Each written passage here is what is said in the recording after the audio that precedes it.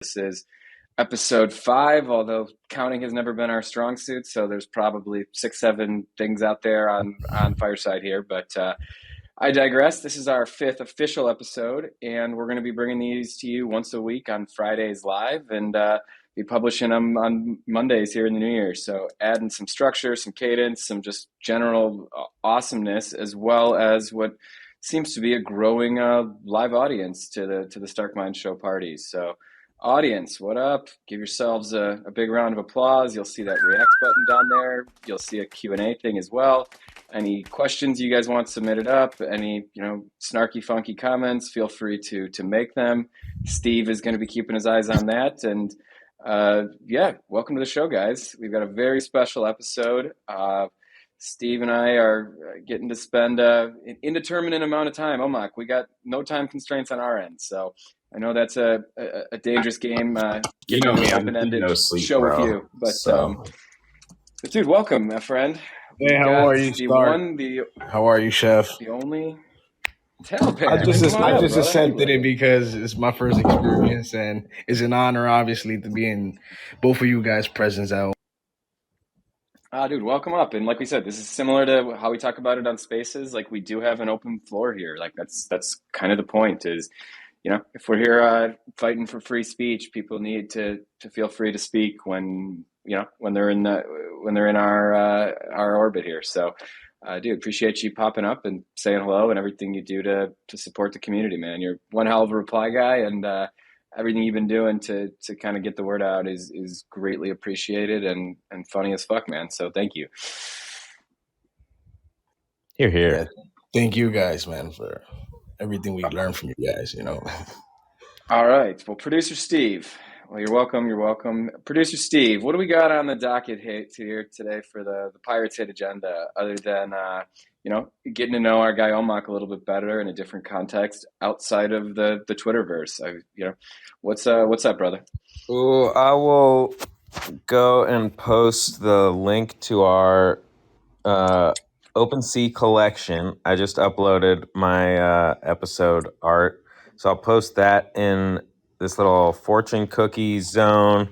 So Omak, like looking at Fireside here, it's still in beta. I think the big thing that Twitter Spaces has over it is being able to pin tweets to the top and more easily sort of have everyone looking at the same thing. But right now, I think all we really need is to look at this art. So we'll pull that up at some point. So I'm just going to throw that in there, and then we're just going to be grilling the chef. How do you like to be cooked, chef? The grilled. Sous vide, preferably. Nice bath. Let's see. I'm just turning on a Bluetooth headset right now, and I'm good to go, I think.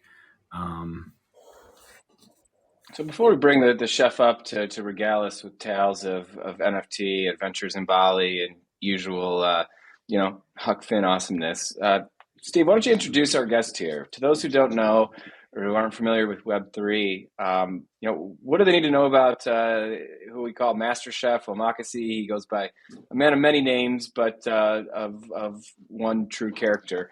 We're even getting I love it. We're getting the murdered out midnight Omakashow right here.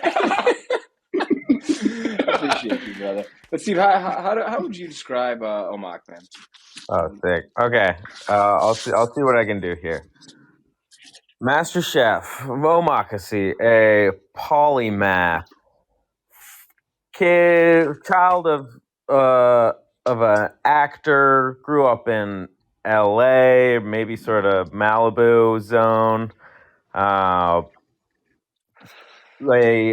lifelong troublemaker who has, in some period of time, maybe like since the beginning of COVID, has found himself out in Bali, which I want to learn more about that sort of process. But now leading a collective of Web3 builders, developers, really pushing the frontier of what the code can do and trying to doing a pretty stand-up job of sticking to an actual ethos of decentralization and independence. Uh, you know, refusing. I don't know if refusing, but thus far staying free of any entanglements from like sponsors or promotional money for VCs or funds or anything along those lines. Uh, we'll say generally neurodivergent in one of the most impressive ways I've ever had the pleasure of hearing. Just the way words are strung together, That is and a that is quite a compliment. You think you're coming and getting neurodivergent thrown into your interview here today, Omak? That is I, you know,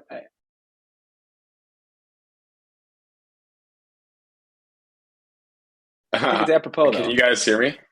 Can you Yes, hear sir. me? Okay, so I would just say I would just say autistic as fuck. That's that's like a really polite euphemism. He's neurodivergent. It's like okay, AAF, yeah. That yeah, applause. Can everybody hear? exactly. Um, So I'm here actually in my house in Bali right now, and my girl is amazing. Like I didn't realize there was video on the app, and like within minutes, she had like a ring light and a space setup and a tripod for my camera for the phone. So she's just like, boop, boop, boop, boop, boop, got it all handled. So she's the behind the scenes of the Master Chef, like keeps everything operating smooth and almost gets she's barely recognized, but she's an artist as well. And yeah, I'm really stoked to talk to you and excited to check out this app. I think this is great. It actually, I feel like it's a lot of fun because there's this thing of like we talk over voice, and that's obviously higher bandwidth than just like a tweet or a text message or a forum post. But then when we can start to actually see each other and see each other's body language and facial expressions, like now I can be sarcastic without having to be like, that was sarcasm. You know what I mean? Like, I was being sarcasm. sarcastic.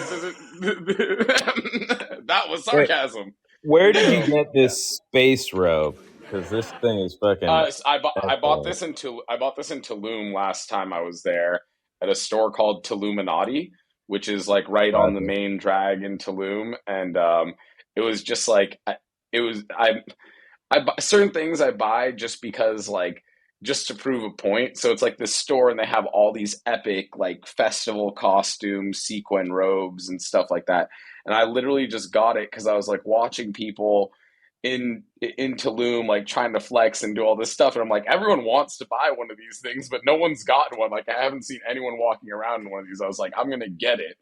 And so I grabbed it, and it's like it's definitely like this is the vibe most of the time. Is like we like to have a good time, and like we're pretty eccentric, so we're if we can make everything a scene, that's even better because it's how you put yourself out there in the world, and like it how people see you.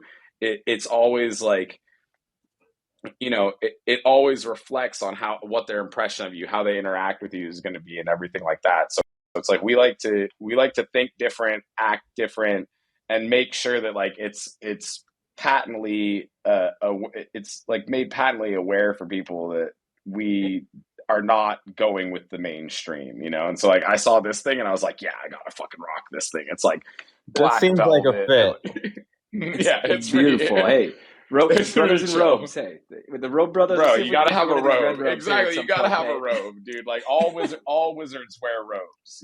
So exactly. But dude, I think like one of the things you just touched on there that I'd love to kind of unpack. Some of our goals for this is, like I said, we've got open indeterminate amount of time. So I know you're late there. So you let us know kind of how we're doing. But one, I wanted to give you an opportunity to introduce some of the things you've done in Web3, but really I wanted to spend some time kind of getting to know you and your story and your journey because everybody sees this Web3 world and overnight successes and things. You don't see it until it exists and it's already successful almost, right? So, I think Yeah, there's something to be for said sure. about that 10-year overnight success, but I don't think we can discount the just tremendous explosive success you've had recently with ETH gobblers, with all of the other projects that have been building towards ETH gobblers, and seeing that become jet fuel for the whole rest of the Omakashow ecosystem has been a really special experience. Even more so to be asked to help tell that story with you. And our story is just so funny because we started talking one day and we've never stopped since. And it's like that Yeah, I that know. It's sincere incredible. desire to start good trouble, to not just like think different and act different, but to truly be different, right? That lots of people try to speak different or put on airs, but to really do this, you have to be about it, man, in a way that's hard for, I think, a lot of people to grasp in some ways who aren't deep Yeah, into it. But it's but like, you're the best example just of it, man. before this, ET, it's like I was just on a call to the States for about 45 minutes, but even before that, I think it's 2:22 a.m. here. So that's fortuitous. I just looked at the clock. It's 2:22. And I was on a call for about 45 minutes before we hopped on. But before that, ET and I, it's 12:15 at that time, something like that. And ET and I are on the phone with our back end dev. You know what I mean? It's like it's 12 at night and we're still just grinding away on the phone with Diff Engine, and he's just making sure that, like, he's like, I want to make sure everything is exactly right. He's like, there are a lot of people watching. He's like, we can't fuck up, man. He's like, we got to get everything perfect. And so he's one of our devs who's actually stateside right now, and so he's currently grinding away, getting ready to push the DApp for ETH gobblers today. And Fuck yeah. we actually love doing this. That's the thing I think that separates us, is that it's like not, I think actually, if we do like an audit of our team and our core competency, if money were our sole motivation, our talents and time could be applied in a variety of other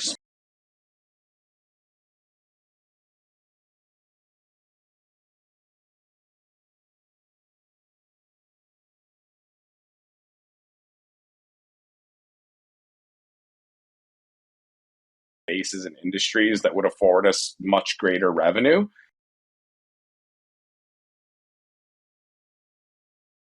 And so it's actually been kind of like, there's been a battle at sometimes, even within ourselves. Like, we know we're committed to this and we believe in the ethos of decentralization, but there have been times where it's been so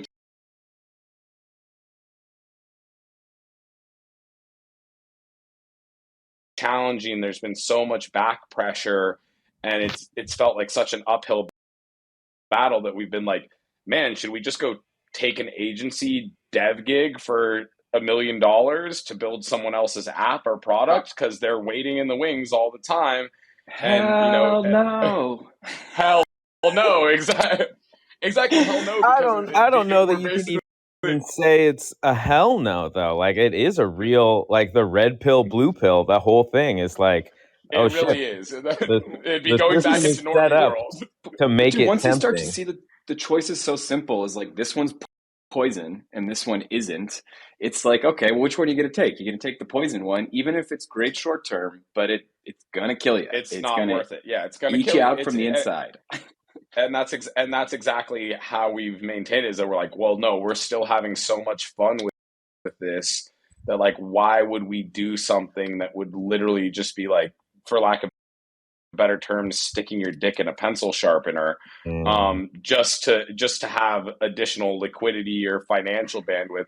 It's like our quality of life is extremely good right now, so it's about joy and creativity. So And that makes us threats. And we've talked about this a bunch. I've never done really much in my life for a nickel either, if I can avoid it. And people who aren't intrinsically motivated by money don't fit too well in this system, right? Because we follow the ideas, we follow the breadcrumbs, and they lead to a lot of weird places, which in I my think case I has think the led to a lot of biggest job jumping. But like your journey is like just fascinating too, because you follow the ideas and not the money, and it just gets you to different people as opposed to different places almost sometimes.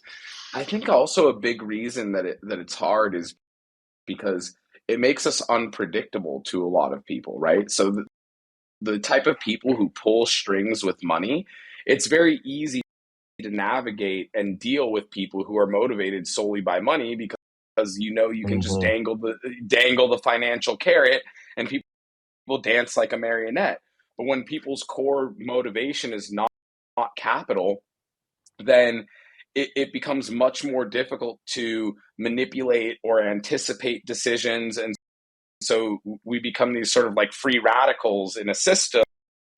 And that is something that I think is unpredictable but is also the source of creativity and inspired action and things like that, right? So it's like that's really what I see happening. Why I've never fit into any sort of job. I think I had one job in high school at the video store. I worked at a video rental store in high school in Malibu. Blockbuster? Like, no, not even Blockbuster. It was like the local Family Video. Zuma Beach Be Video kind, and Music. rewind. It was literally like Clerks shit, bro. It was like the dude who owned the shop was like this old punk rocker, and he had like long curly hair and a hilarious goatee and drove like a mint condition Datsun 280Z that he was like in love with. And it's like a classic, it was like a classic place, and like we sold rolling papers and Nog Champa and stuff like that. I mean, it was like a real, it's closed now, but it was like, and it was right next door to the Doom Room, which is like before that closed, which is like this total dive bar in Malibu, but it's like that every now and then, like, Bob Dylan would show up one night and be like, let me play a couple songs, The Doom Room like is a pretty great name for a Malibu bar. Dude. I'm going to Malibu. I'm going to Duke's. I like the Duke's fish tacos up there. Oh man, I had an LA Taco Tuesdays, bro. Taco Tuesdays. Oh, dude, I had an LA We're there adventure for a while, and I only lasted like 6 months there. I was going to die. It was just too intense. Yeah. I'm way too feeding off people's energy to live that LA life, but that's a big difference from Bali. So like literally and figuratively, you've like crossed the sea in a sense, right? And pilgrimaged or traveled to a new life and colonized kind of a new corner of Web3. So like, dude, I want to start with the basics because this is going to go published in a bunch of different areas and heard outside of our normal, Twitter Web3 rage bubble of, hand-to-hand combat every day. Like this is gonna be heard by some normies. So I want to be cognizant of that. Of like, can you just give us like a few minutes on like what is Omakashow? Like what did you set out to do here, and like how would you describe Omakashow? Because most people come and discover like a part of it, and then like that first discovery ends up leading into a deeper level and searching for understanding as you kind of matriculate into the ecosystem.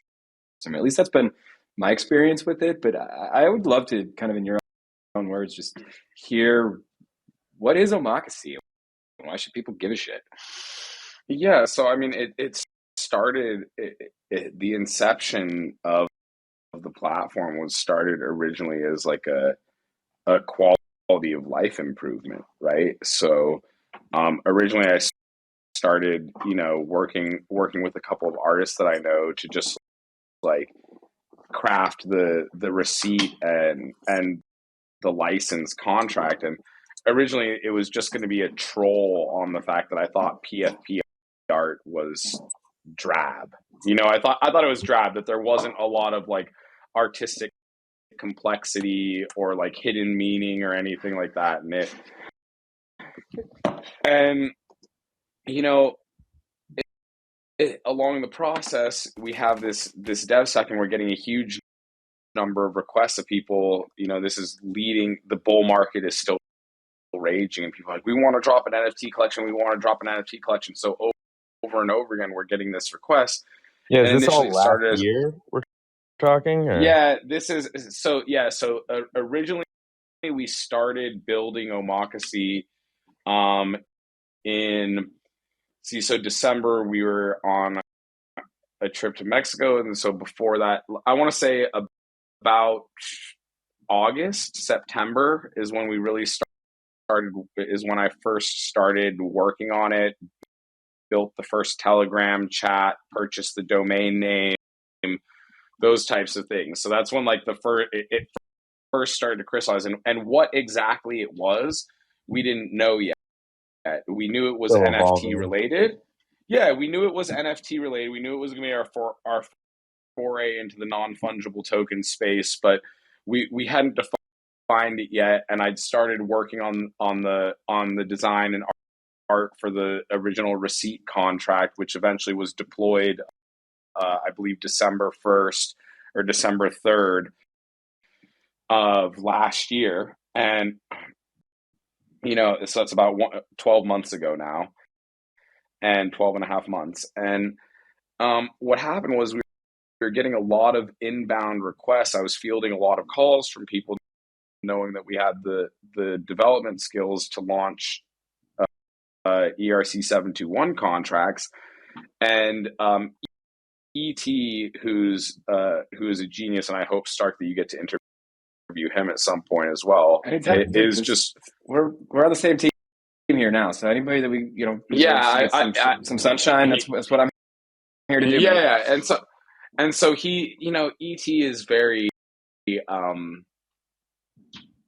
ET is only going to work on things that he enjoys, right? And that are fun for him. He was a senior dev at MetaMask and developed supply chain security infrastructure over there and everything. And he was really the idea of building NFT projects to him is he was like, this is the stupidest shit ever. You know what I mean? He's like, this is not interesting at all. He's like, 721 contract. It was the last thing that he wanted to do, was deal with clients who wanted to launch NFT projects. And so I was like, well, then maybe can we build just like a web UI so that one of our assistants or someone who's not a senior dev, who's not a Solidity dev, can take care of deploying contracts and launching projects for people. And that's how it started. Is we didn't intend to release the tool out to the public whatsoever. It was intended to be an in-house toolkit so that we didn't need our senior devs to approach someone who wanted to deploy an NFT collection, and we could just get someone on the phone. Okay, what's your project? What do you want to do? How is it? How's it going to go? What's the name of the token? What's the supply? Okay, put your art in this Dropbox. We'll get it all together for you. You pay us for agency services and we ship it. And along that process, we kind of realized, well, why don't we just put this tool out there to people? And I've been working on this art. We'll let these receipts act as a software license for the tool. And we decided that was the best decision. Now, ET at the time had a business partner who he'd been working with for a while. This guy had no experience in tech or design or art. And what occurred is that he was responsible for getting the front end ready, and he fell way short. It took a super long time. Everything took way too long. We didn't meet our deadlines or our goals. We went over budget. You know what I mean? It was like, down bad shit. Well, dude, and I get that too. It's like, I've been building Stark Minds this year, and it's like, it's been fully a struggle to define it. When you're on the right track, but you don't have the full definition of what you're trying to build, the full picture. It makes it really difficult to bring other people into building that and to set clear expectations kind of throughout. So it's like, you almost have to have everybody on board with that, like, that Michelangelo vibe of, you carve until it's there. The one thing that was clear for us, though, is that we believed that the sort of narrative around decentralization and DAOs and all of this thing was fictitious. So the very first contract that we deployed in the implementation is the ERC721D. And we thought that was really valuable, which is that we saw a lack of on-chain voting rights within NFT collections. So that first collection that we deployed, we implemented the 721D standard, and that was to implement essentially the functionality of dynamic function call. So a function call which could have any type of function data, hex data written into the function, and could call any function of any other smart contract. And that's what we saw as kind of like this is what the space needs so that communities can form and people can actually govern pools of assets together on chain in a democratic fashion. And when we launched Omakashow, the first receipt contract is that 721D standard. And we put that out there, and we thought that there would, at the time, it's like, I think Dow House had just raised 20 million, and people were looking at the industry, and we thought that we would get a decent amount of traction and press. And, I had some friends ask me to get on Twitter Spaces. We realized that Twitter was the right place to kind of get the word out about the implementations that we'd done. And at first, people started to catch on to it, and we got some people in the Bored Apes community who liked it, and we were getting support. I was doing spaces with Zeneca at first. I had a very small following, maybe 600 people, something like that, were following our page, mostly people who'd known me before. And we were kind of proceeding that way. The people from MVHQ gave us a shout out. We were kind of like starting to just like starting to blend in and fit in with the sort of iconoclast of NFT Twitter. Like I was, how people are in a social circle. They're like, okay, there's a new guy here, and who is he? Are they legit? And are we going to kind of like let them into our circle? And I was sort of breaking into that world, and then ApeCoin launched. Mm-hmm. And that's when I first heard you on a space. I love how that's like a punchline now. It's like, and then ApeCoin launched. Well, so I've been in DeFi a lot, and I'm not going to go into all the details of my DeFi trajectory, but I'm well adept at reading the Block Explorer and going through all the analytics and data. And I have an SOP. Before I invest in any token or project, I go through a checklist.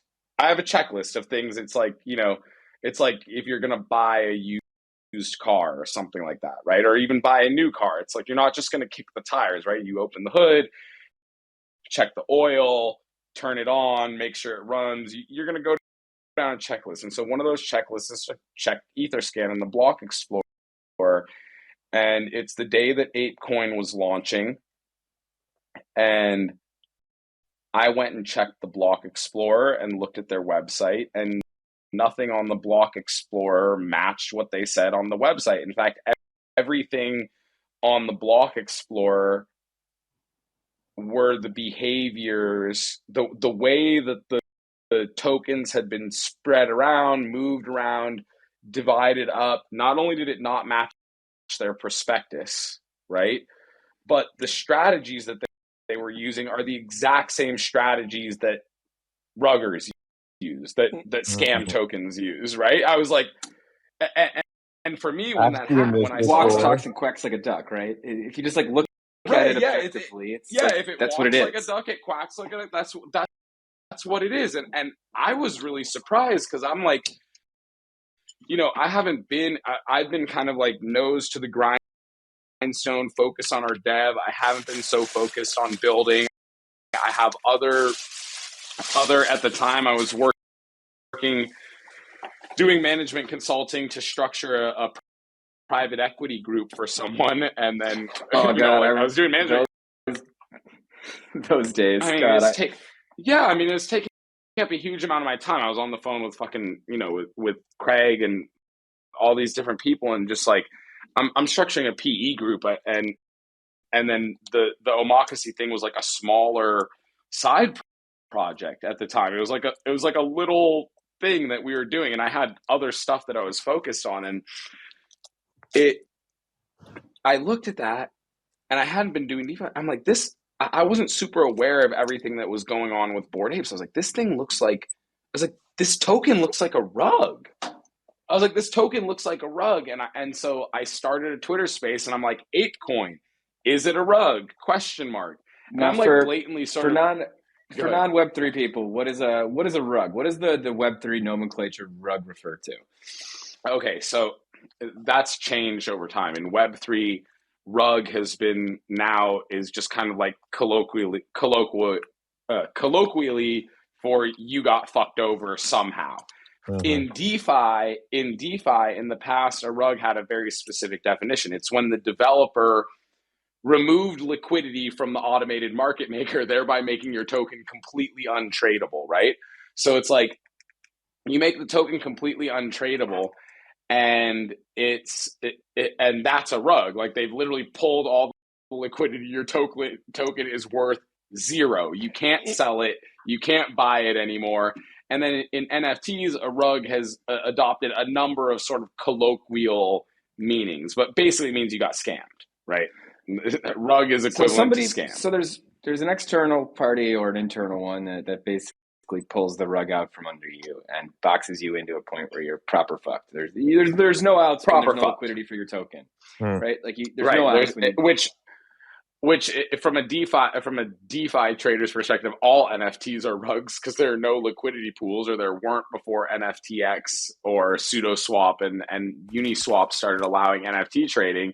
So our perspective is like, that's one of the reasons I never really got heavily into trading NFTs, is I was like, there's no liquidity pool. Why would I trade this shit? Like, there's no guarantee that I can sell it for anything. At least in DeFi, if the token goes way, way, way, way down, you can get something for it, right? So that's what happened. I started this space at the time. Once again, we're still in the bull market basically, and so I'm spending money frivolously, of course, and so I'm living in some ridiculous fucking mansion on the beach, on the cliffs in Bali, because I've done well during the bull market.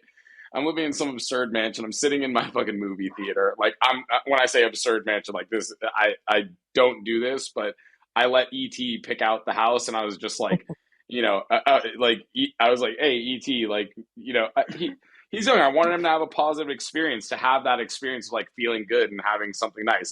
I usually keep it pretty low key, but he picked some ridiculous place. I was like, yeah, I'm like, look, bro, you're the senior dev. You set the budget. I'm here to back this thing and fund it. If you say this is the place you want, like, I'm not going to complain about living in the place. You know what I mean? Right. Like, okay.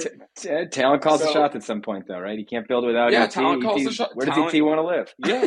Yeah, exactly. I said, okay. You know what I mean? Like, so this place is ridiculous, right?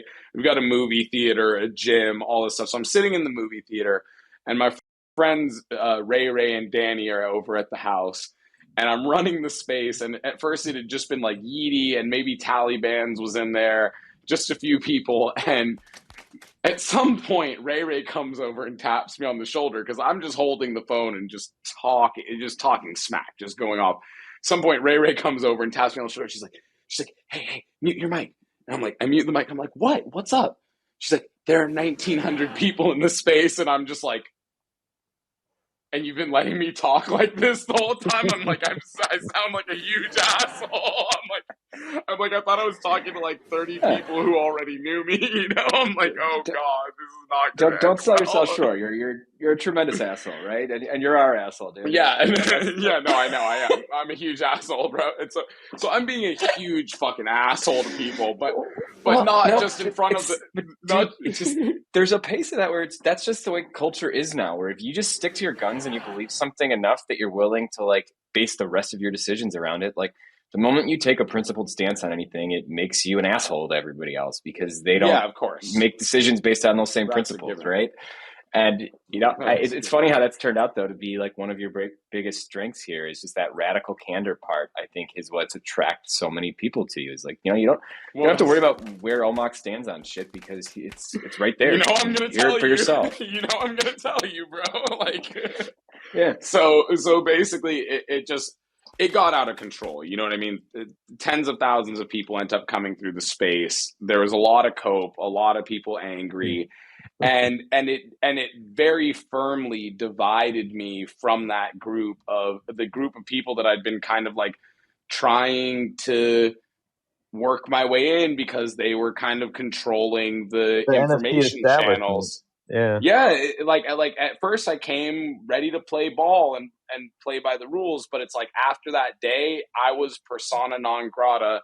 And that's the day that I met Ryder too. That's the first time that I interacted with Ryder Rips, and he came up on stage and was just did his whole Ryder Rips thing, and and after that day, I was also kind of disillusioned by the NFT community that day, and the response that I got to me basically showing the information that was freely available on chain. I was like, this is what the blockchain says. Like, bro, don't get mad at me. I'm not the fucking ApeCoin dev who decided to split this token supply into 180 wallets. The problem is you asked a question. It's the question. Yep. It's not even so much the statement. It's the posing an open-ended question like that forces everybody else to think about it. So rather than letting everybody else think about it, the response is to attack, right? Like kill the question before enough people start noodling on it too much. Because the moment they start as well.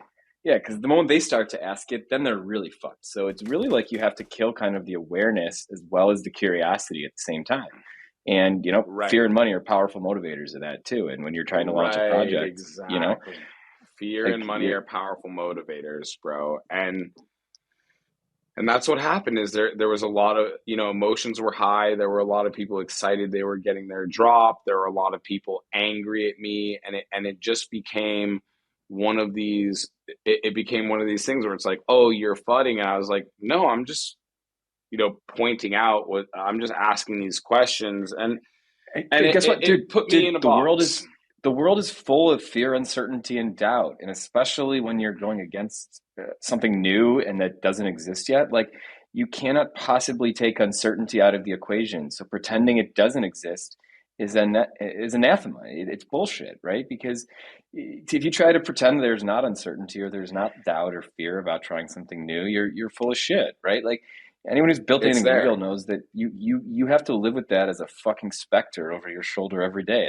That's what we're out running, right? You just can't let it catch you. That's what exactly. That's what entrepreneurship, that's what building anything is you have doubts every single day, and it's about just like persevering and combating that and pushing forward. And that's really what it was. So that's sort of the story of how awareness. So it was a double-edged sword, right? So I went from having 600 followers to in one day to having 7,000 followers, but also I pissed off the entire establishment, right? So it's like it was like this double-edged sword, which is like all of a sudden we had the awareness and engagement, but then the establishment was pissed off at me, right? So it's like that's kind of what happened. That's a classic struggle. Yeah, a classic struggle, and dude, I started on that side with it's funny because like I see that very clearly. Like, I've talked about it a few times, but like I almost a Bored Ape friend of mine is who brought me into Web3 initially. Like we sat at a Starbucks in the middle of fucking Indiana, and he showed me a crypto wallet, and I was just like, what the hell am I looking at here? Yeah, but dude, I similar to you, I had that same kind of just instinctual reaction to the some of the Bored Ape stuff, and I ended up going complete the other direction too, with like total counterculture. Like my Sherpa, the person I spent the whole first year getting to know this space with, was Stella Bell, right? And like she's a true iconoclast. Well, that's what I really realized is I was like, holy shit, NFT Web3 NFT world is not at all like DeFi world. Like this place is filled with normies who know nothing about crypto or decentralization. I was like mind blown. I was like, these are not even my people. Like they don't even know what's going on here. I was like, they don't even understand what the technology was built for, why it was created, what it affords us in terms of our rights to publish, how we publish, how the transactions, how the network is monitored, how the network works. They didn't know anything. I was like, oh, they don't get it. And then what I started to think, I was like, well, wait, if they don't get it, I was like, does anyone? I was like, what's really going on here? And then I started to dig deeper into what was going on and start to like really investigate, like, okay, what's going on with these influencers and these projects and who's launching them and is there really innovation? And as I start to investigate, it starts to become this tangled. I start finding myself in this tangled web of fucking dog shit, dude. Frankly, and I was just like, and at that point, but at that point, we basically become the entire community of traders who would have been people who would have purchased our licenses and stuff like that. Kind of, um, kind of were like, oh, don't buy anything from this guy. He doesn't like Bitcoin. Blacklist. I got blacklisted, right? So it's like I'm on the blacklist. I'm persona non grata to the establishment. And we're, we had a business. I've got employees, an entire team of people. At this time, our business wasn't structured as a co-op. Et and I are partners on the business, and I'm like, hey, bro, I'm burning through a lot of money right now, and I know it's kind of my fault, but we have to pivot. We have to figure out what we're going to do. And we had, I'm an artist. I've been generating art and creating art my entire life. And I was like, okay, like, well, we have to start to put some of our own art out there. Like people aren't using our platform right now. And then coinciding with that, after the ApeCoin space, A16Z put a bunch of money into Manifold and like really started pushing them and pumping them, which basically like it took this, it offered a competing product to ours that didn't have all the features or functionality, but they got like $20 million dropped in their lap from a venture capital, and then to offer it for free, which basically cut our legs off, right? So it's like, if you can pay to use our product, which is built by a small dev shop, or you can go to a place that has $20 million in funding and use their product, which does almost the same thing for free, what are you going to do? Well, you're going to use the thing for free. Yeah, it takes your data. Yeah, it does this thing. Yeah, the contracts aren't But you're secure. Yeah, they're not as marketing to gas an efficient. NFT community that doesn't actually understand any of that. And doesn't understand or give a shit, right? And so it's like, so we got our legs cut off, basically. Like month, I want to say gangster like shit. 4. That's like that's a real gangster. And like, if you think about that from like the perspective that investment is made, like those investors in those VC shops, they have optics into every side of this industry. They pay the influencers who, bro. They knew what they were doing, dude. They knew what they were doing. They cut our legs off, bro. Like they were like, they're like, this dude ran a big space, flooded ApeCoin. We're gonna pump Manifold. We're gonna cut his legs off and stop their product from being successful. So we're like, fuck, what do we do? You know what I mean? Like we're literally sitting there like, fuck, we spent fucking 6 months fucking building this software and went to go to market, and just as we were starting to get traction, like, this space blew up and we basically got blacklisted by the incumbents in the industry. What are we going to do? And we're living in ET's mansion. Yeah, and then what you do is you build an entirely new way to NFT, right? That it's like, if you choose to do it the way we're doing it, like if you do it the way we're doing it, it's antithetical to the way they're doing it. So you know what? Like ultimately, it's going to put everyday people into a choice based on their bags of like where they want to sit and be situated within an ecosystem, right? And I think that a huge piece of this is you've presented people an alternative choice, which is a really difficult thing to do in this era that encourages homogeny, that encourages algorithmic based, compliance, that encourages everyone be the same. Everyone be the same. Everyone go with the program. There's no room for a counterculture. There's no room for independent thought. Everyone, you must like Yuga Labs. Don't fade Yuga Labs. It's the best thing ever. The bots are saying so you're going to say the same thing as the bots. Bot follow bot. Yeah. Yeah. But wait, exactly. Faced with that choice of what are we going to do, what did you do? Dude, I'll tell you what I did. I launched on-chain cocaine. Because I basically was like, No, I was like, because I was my joke was basically like, what do you do? What do you do when shit gets fucked up? You go back to selling coke. You know what I Yeah, mean? hit the streets. But I didn't want to. And, But I and didn't dude, want to and actually sell. I didn't want to it, actually sell coke. So I fucking. So what I did is I was like, bro, we're gonna launch on-chain cocaine, and the fucking whole team is looking at me like they're like, what? I'm like, on-chain cocaine, bro. It's We're the gonna launch. future. dude, I'm like, we're Boris, gonna launch on-chain cocaine, conceptual art. I was like, cocainecartel.eth. And they were like, what? I was like, buy it right now, cocainecartel.eth. They're like, what are you gonna do? I'm like, blank white JPEGs, bro. Blank white JPEGs. And they were like, what? I was like, blank white JPEGs. You don't get it. This is what we're doing right now.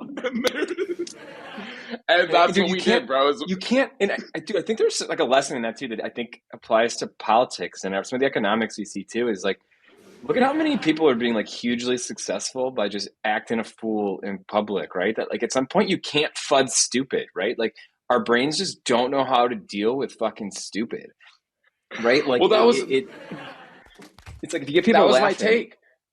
That was my take. Is I was like, this shit is all so stupid, and people don't Fugazi. understand that they're buying the token, not the fucking IPFS hash. And I was like, I'm gonna make a bunch of blank white fucking tokens and sell them. And then, bro, the team literally thought I was nuts, bro. They thought I was nuts. So everyone's like, he's lost it. He's off his rocker. I was like, just fucking do it. Yo, we made the contract, we did it, and like in like 48 hours sold 25 grand worth of on-chain cocaine, bro. And they looked at me and were like, they're like, huh? Where can I What? find on-chain cocaine? Because now I'm searching. The easiest way to do this is going to be to go to Etherscan, right? To go to Etherscan.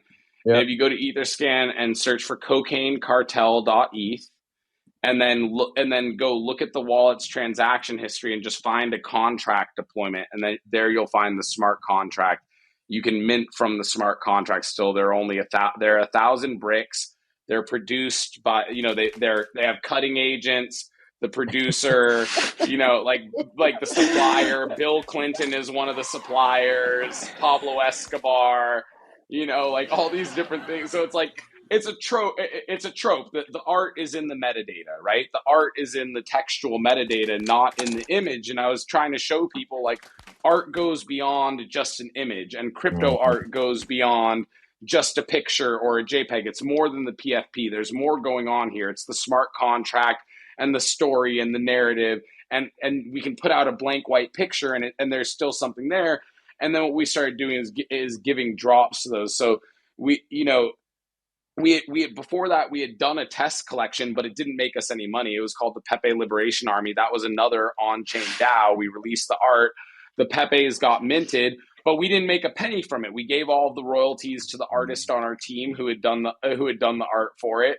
We didn't make any money from it, and we were sitting there and we're like, I was like, it was mostly me. I was like, guys, if we can't make some money, I'm not going to keep funding this thing. I was like, I don't care if we don't make enough money to cover all of the bills, but like we can't make zero money. Like that doesn't work. There's like we can't just make zero. Like I'm not going to be the guy who's out there like basically beating the ground for investment capital to burn through investors' money, and then I'm liable to them. I was like, no, like we got to figure out something. And I was like, we're going to sell some art, and this is what it's going to be. And so that was like the first art that we actually sold successfully on chain were completely blank JPEGs, like complete plain white Coke JPEGs. So White. we're the first Coke White, bro, and so that's what happened. And then like we made some crypto treasure hunts and puzzles, which still haven't been solved completely, which is the rabbit hole. and And we dude, just started trying to innovate and change the space and create novel smart contract interactions that would be interesting to people to interact with, and looking at the smart contract as part of the art, not solely the JPEGs, and how we could approach NFTs in a different way than just putting out a profile picture. Well, dude, and I think So what's so cool about the way you guys have done it is you've organically baked that sense of discovery and that sense of joy and wonder that comes along with it. And especially like when you're trying to solve something and it requires you to work with other people to do it, right? Like nobody could like in a straight line get all the info they need to kind of put these pieces together. And, you know, you've not marketed these collections. You've kind of rolled with them a bit, right? So, you know, to connect those dots and to kind of give people an open-ended way to choose their own adventure, I think is a really cool and novel part of, you know, what you're doing here, man. And it's been a real sense of discovery for me as well as I've gotten to know this space and these projects. And, you know, I'm now a holder on a number of different Omakashow things. And most recently, the anti-PSYOP Club, which I am really feel privileged to be one of, you know, the yeah, I'm so the stoked you 48 got minted that. tokens in that. But, you know, like that's actually a badge I wear with honor, because when you really look at like the psyops that are occurring right now at a military industrial, like It's deep. nation state It's level. deep. I mean, it's deep, bro. And you know, this is something that's really interesting to me, Stark, is that, you know, it's like our whole model, all the people who supported us, and I see a bunch of you here in the audience, guys, like we only exist today. We are only still in business today. ETH Gobblers only made it today because of patronage. Like, it was very clear to me that the people who were supporting us and purchasing our products were not buying it for number goes up. They were buying it because they believed in what we were doing and that we were improving the space and developing the Yeah, I want to see technology, more and of they this. wanted to patronize us, and that was definitely a component, and that is what kept us going. That is literally what kept us going. So It's amazing. And Steve and I and our team here, Corey and JNX, we've experienced a lot of the same of, you know, starting to take on an open-ended journey, but enough people around you or near your orbit have decided that it's important that this thing exists, right? And, you know, that binary between existing and not existing in this space is very fine. It's a fine razor's edge that we all dance on in Web3 a lot, especially with the speed at which things iterate too. So, you know, we've seen that happen with our show and with what we're doing with Pirates Hit, where, you know, we're not even sure exactly what we need until we need it. But when you do, there's a friend, there's somebody showing up, there's somebody connecting the dots. You know, like we haven't done any marketing for our show either. But like, you know, last week we had Pale Horse and you know, Chris Parks, he's one of like the best muralists in the world. He painted the Foo Fighters, and he's now devoted all of his career to like not to commercial stuff, but an NFT project to sacred geometry. So like, you know, a show that barely had a name or art or anything is, you know, going from, you know, folks like that to interviewing you, who's literally had the number one project on OpenSea over the holidays here, man. So like, tell us what that's been like. I know all this is leading towards, you know, the current thing, and you know, here we definitely support the current thing. But you know, so tell us about how Definitely that support the builds current up. thing. Yeah, man. I Wow. mean, it's so ironic because that's like supporting the current thing has been kind of the ethos of these VCs that have been pumping everything, but they've been trying to control the current thing, right? And now that ETH Gobblers is the current thing, the question is, are they going to support it, right? I think early And returns on that are probably a hard no. It seems yeah, like. Yeah, the poll data. the behaviors that we've witnessed and in the last couple of days are definitely a no. And So it, you extrapolate that for know, people. What does that look like in real practical terms? Like, you know, we can talk about some of these things high level, but like, what does it look like to get fudded by a billion-dollar company? it looks like a botnet on Twitter and a botnet invading your Discord. It looks like people showing up at your office and de-authenticating your security cameras from your, you know, de-authenticating your security cameras at your office, attempting to intimidate you. It looks like people showing up at your family's houses and attempting to intimidate them, all of which has happened over the last week, No right? shit. Yeah, Fuck, yeah, dude, man. 100%, bro. Like It's not mafia shit, surprising, bro. but it's not surprising given like Mafia what we shit. know, but we're so desensitized to it that like you being my friend and us being able to talk about shit like this opens it up and makes it human again. And I think that's part of it is like, how do we bring this out of the news and out of the Twitter spaces and out of the game into the hearts and minds and the humanity of That's why you people? notice I haven't those things that I just said to you here on this call, right? I haven't said in Twitter Spaces. I've kept it Right. private until now because I don't want it to be like it's not like we're dealing with it. We have good OPSEC, we have assets. My son got moved to a new property this So week. gnarly. You know what I mean? But like those are things that we had to deal with this week as a result of hitting #1 on OpenSea. It looks like OpenSea. It looks like a Yeah, but bro, when 13 Lambo, billion. when Moon, it's like Yeah, exactly. It looks like a $13 billion company that is web based, telling people to not visit their website, to get off of their website I and go looked at spend time with their family. the OpenSea front page today, and I saw 5 different projects that had Santa hats on them. It's like we are past Christmas, and you are pushing Christmas NFTs. Like, Yeah. and No, dude, it isn't East Gobbler's still doing like number like right up there in trading volume too. That like I think we're top 3 trending in trading volume. We're still one of the top. We're still top 3 on Blur. People are farming Blur rewards on fucking it, but go.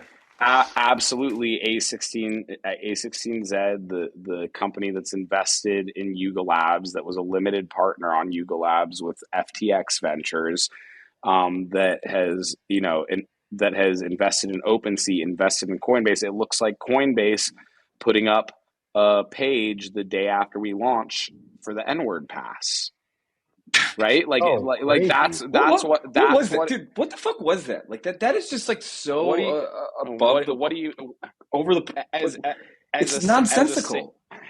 listen, and I've had people, I have friends, okay. One of my friends is actually very close friends with one of the GPs at A16Z. And I have other friends who A16Z is invested in their projects, and they've told me straight up, as of even months ago, that A16Z spends part of their board meetings talking about how to deal with me. Huh. They know about me, like I'm like they know about me, bro. Like I've disrupted their status quo, Yeah. and that's Well, welcome and to the fucking game, guys. You can't insulate yourself from risk forever, and I think that's such a part of this too, man. Is those power players, and I went to a lot of these schools and used to be in law and finance and shit too. So it's like I'm kind of that world and grew up in it and chose a different path. So like I've seen it firsthand, and I know how that world like works and at a well, deeply like psychological level. You do too. I know. I I think it's probably why we I do bond in some too. ways. I grew up in Hollywood. I grew up around this thing, and so I am painfully aware of what people with money and fame, the lengths people with money and fame are willing to go to protect that money and fame. Mhm. And it's just about anything you can imagine. Yeah, it is. And when they're used to being able to buy people off too, and they can't buy people off, that becomes a problem. And not even that, it becomes like it becomes just an adversarial thing by nature because they can't own you, right? Like they're so used to owning everything that the inability to own you automatically makes you adversarial and antithetical. And it's like, dude, nobody here's trying to pick a fight with AC16Z. It's just that you I guys am. bought like well, now we are, I dude, am because well, no, now we are because you know no, what they bought. no They one. The reality is, they no one tried to pick a fight with them. They picked a fight with me. A yeah. person who they hired as a community lead, actually during that ApeCoin is it a rug space, threatened me. He said during that ApeCoin is a rug space, someone illed a producer who eventually Mhm. became the community manager. He came up on stage. I booted him off of the stage because he said to me, "You better be careful talking bad about ApeCoin. It could be very dangerous for you." You gotta It's like, love that. what the fuck does that mean? Like motherfucker, like, excuse me? It could be dangerous for me? How the fuck do you want me to interpret that? And Yeah, so your ApeCoin's a consumer product that you're marketing. Like, so people are gonna have fucking opinions on it. Guess what? Like, you're forcing it down everybody's throat and marketing the fuck out of it anywhere and everywhere you possibly can you're in the telling me community. you're telling So me it could be dangerous for me to have an opinion and speak my opinion in public. Like, it could be dangerous for me. Like, is that a threat? And unequivocally, that's a Yeah, threat.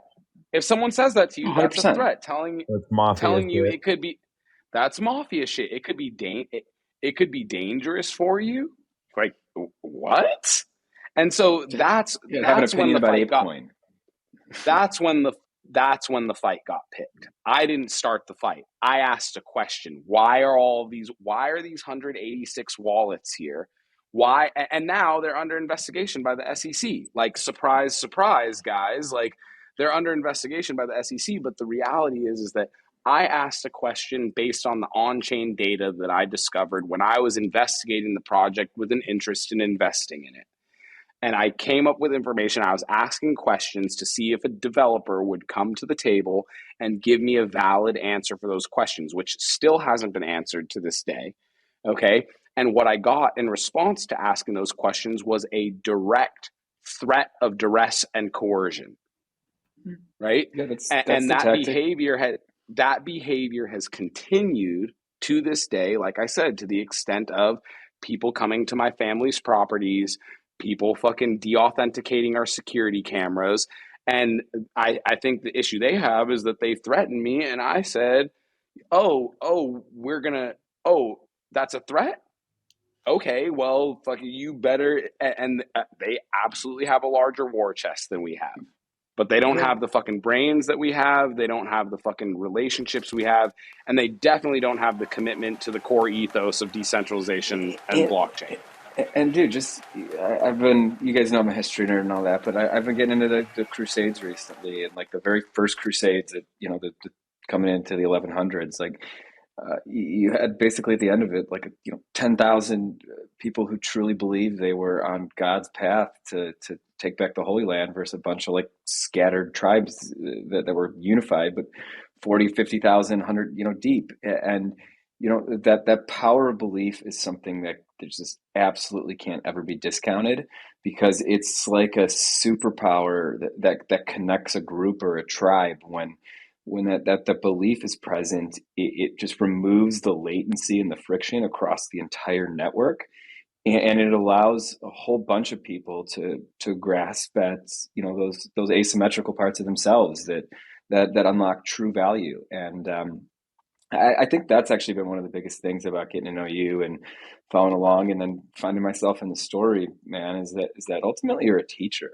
And I think that was just so clear yesterday when we were doing some spaces and talking to folks. Of every person that came up mentioned you first and foremost as kind of their teacher in this space. And I just find that really interesting, because to teach is to lead. It's to care and to put others first. But how do you kind of take to that idea of yourself as a teacher, and a philosopher as well? Because I've been doing that a little too, where people are starting to ask me more for my philosophy on things. And some people have called me a philosopher. People are calling me an artist now, and these are things I never would have ever considered calling myself. But the mantles that get put on us at times, or choose us, is a really interesting thing to unpack. And it just seems to me like teacher is one that really just it finds itself around your orbit a lot. Yeah. So, I mean, one thing about that is that I've been described as a student, or I've been described as a teacher a lot, but I was diagnosed with autism when I was 5 years old, right? And one of the sort of ways that they describe people with autism, especially high functioning autism, is as child professors, right? Because it's like we love to regurgitate the information that we've taken in. It's been part of my fixed way of being since I was a young child, is this kind of consistent pattern of just being extremely, extremely interested in digesting any information that I could get my hands on, and then not only digesting the information, but then, sort of distilling it and regurgitating it. I'm going to turn my camera back on now. Distilling it and regurgitating it to people, because it helps me retain it. The more times I go over it, the more discovery I get. It's like ping pong, right? Like when you meet somebody that you can play the ping pong with, where the idea just goes back and forth, like kinetically. It's like a different thing. I used to do competitive improvisational speaking, so like taking debate topics and so I everything you're saying resonates in such a profound way. It's funny that we get to discover these little things. A lot of it is live just on air. joy in my own process of like, I love it when someone asks me a question about something. I have to kind of like search my internal catalog of information and go like, okay, all right, there it is. Yeah, the Crusades, or it's like you just mentioned the Crusades, and I'm like, all of a sudden my brain is going to like, okay, what do I know about the Crusades? What time period was that? First Crusade or Second Crusade? Are we talking about Charlemagne? Are we talking about? It's like my brain Second is Crusade just like, was a clusterfuck. Third, they leveled it up. That was about 60,000. The Third Crusade, like the biggest one you're going to hear in like history. But dude, it's funny how one idea leads to another. And I've been down the Medici Enlightenment Renaissance one, which led into the philosophy, but then that also led to Islamic philosophy and the Islamic Enlightenment, which has led to this now looking at the Crusades, where you have these two competing ideologies and them literally fighting over some bricks in the ground and some holy relics in the middle of the desert, right? It's like just the way that people can get spun up around identities and around these things is just, I mean, that's the history of us. That's the story of us ultimately. And like all those things still have crazy, crazy legacy and influence on our culture, where lines are on the map, how we view ourselves. I mean, jihad started in the Crusades. Like that's really where like the idea of like jihad first came from, right? Was a response to the first Crusade. Well, and it's it's interesting because it's like to just even go back further than Omakashow and DeFi, and even me being willing to come on the internet, because I had a Facebook and Instagram, but I barely posted to them. I just kind of had them to keep in touch with like old high school contacts or old people I grew up with, family relationships and stuff like that. Didn't really use them. I've had very minimal online presence for most of my adult life, right? Same here. And it's been weird to get back to Twitter, man. Like it's strange. It was a friend of mine. It was a friend of mine who actually contacted me before I even moved to Bali during COVID, when I was still living in Thailand, when the restrictions had lifted just a little, so I was able to get off of the tiny little island that I'd been living on during lockdown and COVID. I'd moved to Koh Samui, and I'm living in a villa there. And he called me, and at this time it was like all the Black Lives Matter stuff was going on in America and everything. And he called me. He's like, bro, you gotta get online and start talking to people about racial issues and all this stuff. He's like, you know so much about this stuff. Why don't you go talk to people? He's like, if you just started talking to people, you could even generate revenue. He's like, you could sell a book. And so I actually, he promoted me to, he really was like, bro, you got to write a book. This is someone who knows me in my real life. He's like, your mind is so brilliant. He's like, you got to release a book. I'm like, bro, I don't have time to write a book. I don't want. He's like, dude, just do video calls with me. I'll transcribe everything, and then we'll turn that into a book. And I was like, okay. And so over 30 days, I did video calls with him every day. I've got all the transcripts. They're waiting to get edited. And in that process, he kind of like coaxed me into getting online. But he was really doing that because he had moved out of the country and he needed a way. He wanted to do some type of information sales product, build some type of course or something like that to sell. And he wanted to provide that sort of level of like the marketing and copywriting and things like that, and wanted me to create content for these courses. And I was like, wait, bro, you want to make money? You know what I mean? I was like, you want to make money, dude? And he was like, yeah. I was like, oh, well, like if you want to make money, you can just do what I do to make money. I'll show you how to trade crypto.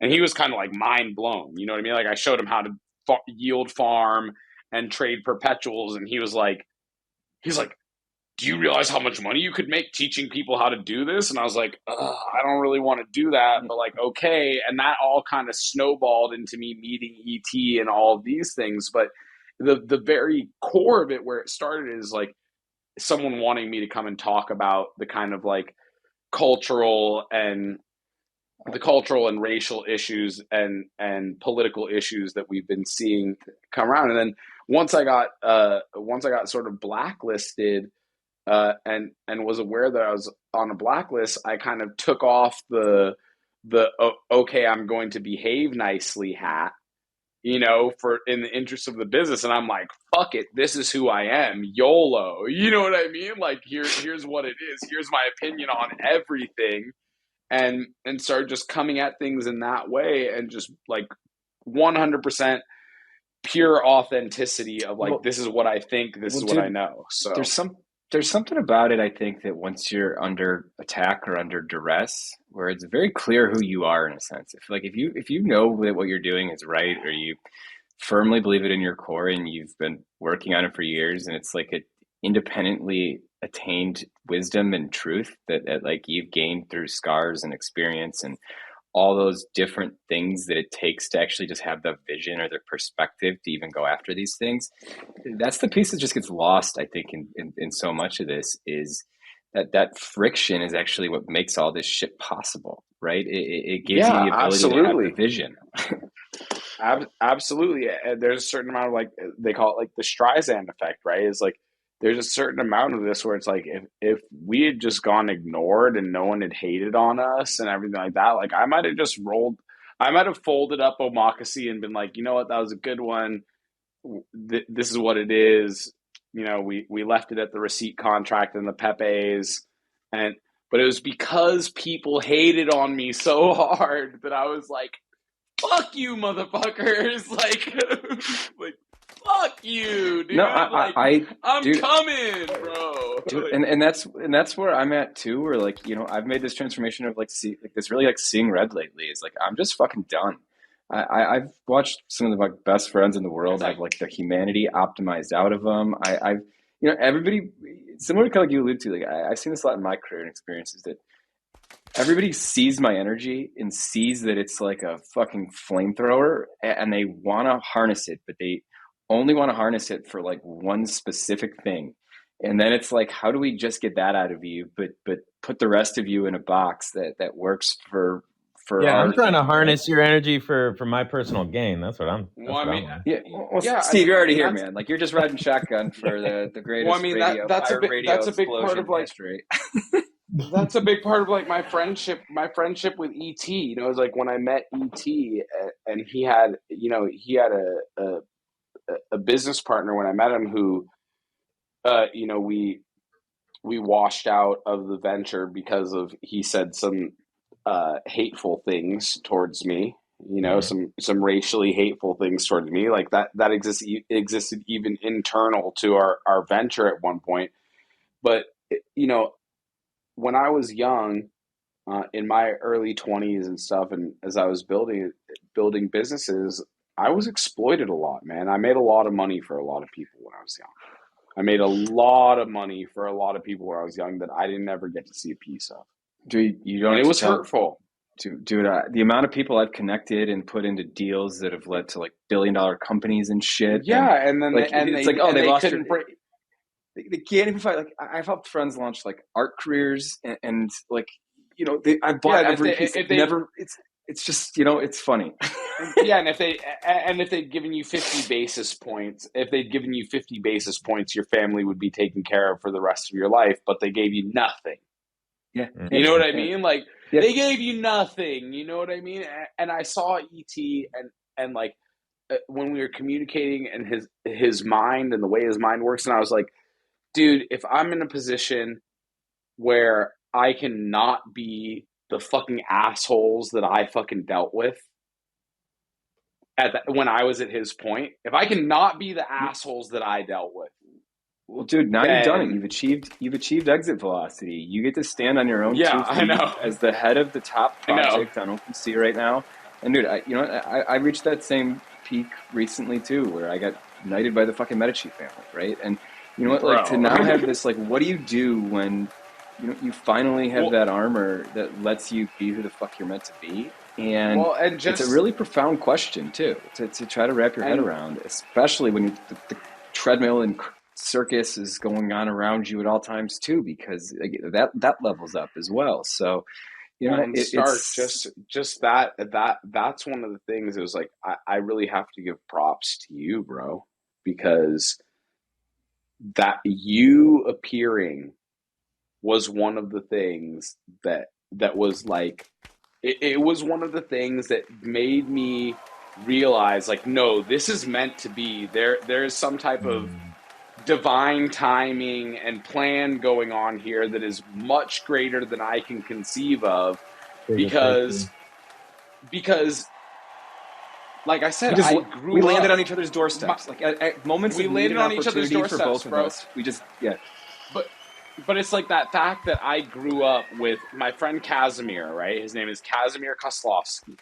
All right, you guys, you can look him up. He's in the U.S. Marine Corps right now. I talked to him a little while ago. He's in the U.S. Marine Corps. He's a soldier. Fucking awesome dude, right? When we were kids, we became friends because we were both autistic, and in the special education, we're both high functioning autists. And when you're autistic and you go to public school, that you get this thing called an IEP, right? Which is I don't even know what it stands for, honestly. It's some label they give the kids who are smart and autistic, right? So they, they're studying you. And so Kazi and I both had one. And so we both had an additional class in middle school and high school called resources, where it's like they basically sat us in the room with the kids who were like, Executive functioning skills. Yes, I've yeah, yeah, they sat us in the room with the kids who were like, they sat us in the room with the kids who were like on, and the kids are getting given their ADD medication in the middle of the day and stuff. And that's kind of like this weird sort of Black Mirror dystopian classroom. And which is so weird because I just thinking back on it now, it's like the classroom that the resources class was in didn't have any windows on the classroom, which is like so weird. It's like a completely closed classroom with no windows, so kids can't look in and see who's in the resources class, right? That's what they say. And so Kazi and I became friends, and as Kazi and I had become friends, also my mom had become friends with Kazi's father, because my mom went to Starbucks one morning, and a guy pulls up. She's in Malibu, and she goes down to Trancas Canyon. She drives to the Starbucks, and a guy pulls up in a 1965 Willow Green, which is the color code. It's called Willow Green is the color code of the Rolls Royce, but it's actually kind of looks like butter, like a really nice grass-fed butter sort of color, but the color code is called Willow Green. Okay, and it has a red pinstripe, a two-door 1965 Rolls Royce, and his name is Stosh, and he's got one dreadlock and a leopard print scarf tied around his neck. And my mom goes, "Hey, that's a great scarf." And he goes, "Oh, yes, you like it? I found it at the Artifact Tree the other day." And the Artifact Tree is this secondhand store in Malibu, right? It's this secondhand shop, right? Where we would go and take the clothes that we didn't need anymore. We'd give them to the secondhand store. And this guy who pulled up in this, classic Rolls had gone to the Artifact Tree and purchased a scarf. And my mom goes, "Yeah, I know. I dropped it off there the other day. That was my scarf." Like I know where it came from. And they became serendipity. friends. So they're getting coffee every morning, and we as the kids, Kazi and I, Max and Kazi, right? We're in school, and then we find out together as a family, like, oh, like my mom and my friend's dad, Stosh, have been getting coffee every morning all year, and we've been going through our resources class and become friends. Kazi collects spiders from Borneo and snakes. He's got tarantulas, and he's got like 15 different tarantulas. He's got centipedes, millipedes, frogs. Like that's his thing, is collecting these exotic, like weird crickets and things that no one Centipedes will likes. fuck And you up. Dude, that's yeah, but he'll hold them. So, but here's the deal: is who is Kazi, right? Well, turns out that Casimir Koslowski de Rola, right? His father Stanislaus Koslowski de Rola, and his father Balthus Koslowski de Rola. Well, Balthus Koslowski de Rola is the Balthus who happened to restore the Villa de Medici of the French Academy in Rome, right? He's the person. So my friend's father lived in the Villa de Medici in Rome while it was being restored by his father for the French Academy. And I was like, this is meant to be. There's no fucking way. All right, start. What's up? dude, Let's go. Lock and load. And I was like, dude, this I is pulled just out the fucking Lapua. I fucking it's just locked it. Fucking lock and dialed the load. sights in. I was like, if I ain't got to eat for fucking 5 days while I sit here for the shot, I'm gonna fucking sit here and wait. You know, my And eyes dude, in the fucking sight.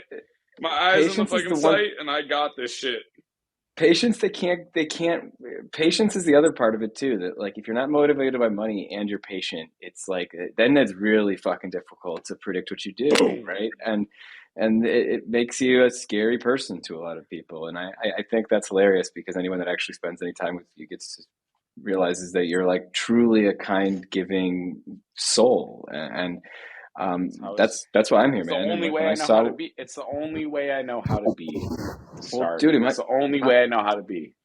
and dude, I should have been a great litigator. I was supposed to be a BlackRock executive. Like, all that stuff, like in my family, like, Dude, didn't get talked about. Like, I didn't know my grandfather had autism until his fucking eulogy, right? Like, so, bro, so that's so funny when you said you're supposed to be a BlackRock. That's like me, bro. It's like I was a shoe in for Harvard, right? Like my family attorney, he's a black JD MBA. He's on the board of governors at fucking Harvard, bro. He's my friend. He was Barack Obama's mentor at Harvard, bro. Like yeah, my lawyer was the fucking president of the fucking United States of America's mentor at Harvard. Like I'd text him right now and he'll be like, "Hey, what's up, man?" And that's like that I and was dude, supposed to but go that to makes you really Harvard and special, though. Georgetown, and But again, I was supposed to that go to makes Harvard and Georgetown, but now that I'm in makes you really Bali unique making art. because you had the courage though to leave, and I've had to deal with this too. The courage to choose an alternative path when all the easiest paths have all been laid out for you. It's like to actually get out of that force lock is fucking crazy. It's like the most Bro, like surreal and dehumanizing and like disorienting experience to so hard, to dude. walk away from that is so strange because nobody in your world can really understand it. Like when I quit lawyering and consulting and like, dude, I've all that like, I, Well, because you're getting groomed, right? You were getting yeah, groomed. you You were see getting what groomed, those. and you broke free from the grooming. You're like, Well, dude, I had a crazy acid trip and then quit and started working in pediatric hospitals. Like, like I did like the total opposite thing of like, you're like in your 20s making like a quarter million, like, ready to roll. And I then started running a children's charity out of my apartment, and yeah, grew that like 10x. And it's funny because it led me into like totally different alternative paths to achieving what I wanted to do. And it was like, then it became really important to me to like do the right thing and prove that you can be successful doing the right thing, because like somebody like it's so hard to make a living in the world right now helping people. Like that's the craziest part about this is I literally just started with this open question of like, how do I apply my gifts only in ways that are going to help people and let me earn a living? And like I'm on a 15-year ordeal to try to answer that question, right? It's like an odyssey in a sense. And I feel a lot of brotherhood and kinship in how you kind of, I think, been on some of those same, dude. similar paths, right? And that odyssey has just it's hard to articulate the financial, personal, psychological, relationship costs of what that entails, because It's been so many much, times you have to dude. walk alone, right? You just have to. It's It been can't be so much, walked. dude. Yeah, It's been so and much, dude. it's hard to articulate, and I've experienced that too. And it's like the PTSD that comes along with it. And my wife lost her dad and grandpa to COVID. I've had two kids over in the last 4 years here. Fuck, Like dude. to go through all the personal transformations while at the same time, like your family's taking shrapnel, and like it's all real shit. And it's fun and games on Twitter, and we can laugh with the best of everybody. That's But the one thing I that's wanted why to do here, I love this. I love this. I love being able to see you, bro. Like I love this. It's so much more fucking human, dude. It's so much more human to be able to see someone and be like to just see how they're reacting and understand what they're feeling and going through. It's a completely different thing than just like this audio bubble on Twitter, which is still, even though it's audio, it's like radio. It's still dehumanizing, right? It's still dehumanizing. It's still dehumanizing, right? It's anonymizing and dehumanizing and transhumanist. And it's like, and that's part of this agenda is like, we are human. Like, this is how I look, dude. Like, this is how I look. This is how my hair grows naturally. It's like, it's, it is what it is. And it's been a hard time. It's been a hard time, Stark. You're absolutely right. Like, there have been times challenged, dude. The night before, when Kenneth sent me the space that you were in the first time that we met, bro, I was like, I was in a dark place, bro. I was like, this is fucked up, dude. I was like, this is so fucked up right now. And then Kenneth sent me that shit. It was like 3 a.m. and I came in. I was like, is this guy a LARPer? I was like, wait, no, he might be legit. I was like, This oh guy shit, talks he's a lot legit. of shit, but there's I was something like, here. oh wait, he's legit. I was like, oh shit, he's legit. And then once I realized you were legit, Stark, you know what I realized immediately afterwards is I was like, oh, we're gonna make it. I was like, it was the first time that I was literally like, oh, wag me, like yo, wag me, dude, like oh, wag me, bro, because you know, I knew whatever you had done, I knew whatever work you had done that we hadn't met each other yet, but whatever work you'd been doing and whatever you'd been fucking grinding on and whatever axe you'd been grinding and fucking pushing dude, and power. Yeah, bro. I I've been fucking in the felt front it, lines, dude. like my spot, like similar, like you just said, like my gift, my curse, my just who I am and what I'm on this earth to do is like it just for some reason like weird creative people and problems just find their way to my desk. It just like it somehow happens, and I'm always faced with that choice of like, pop quiz, hot shot, what do you do? And when it's like something matters, it's something that you can make a difference with. It's something that deep down, like other people could really gain and benefit from too. It just becomes a simple yes, but then those simple yeses turn into the most ridiculous fucking hijinks and adventures and struggles and fights I've spent my whole career basically working with startup companies, startup entrepreneurs, artists, creatives that kind of live at that intersection of tech and art and music and culture. And like I have not had my huge successes yet. Like all these projects I've been working on for a decade are absolutely like crushing it and are all starting to achieve like that type of exit velocity, whether it's the music stuff with Songfinch, where we're on a unicorn trajectory at that company, and I was literally the first investor and raised the first $500,000 to start it, and we now have sold 100,000 plus songs, and we're paying out artists 50 grand during the pandemic to tell other people's love stories, right? Like to be at like the genesis of something like that, and to have that almost run out of money like 5 times, and I had to put together bridge rounds, bring friends, like just whatever the fuck it takes, right? Like you can't. And then I had to leave the company because they couldn't afford me, right? Like so to like you have to like leave your baby because it can't afford to keep you.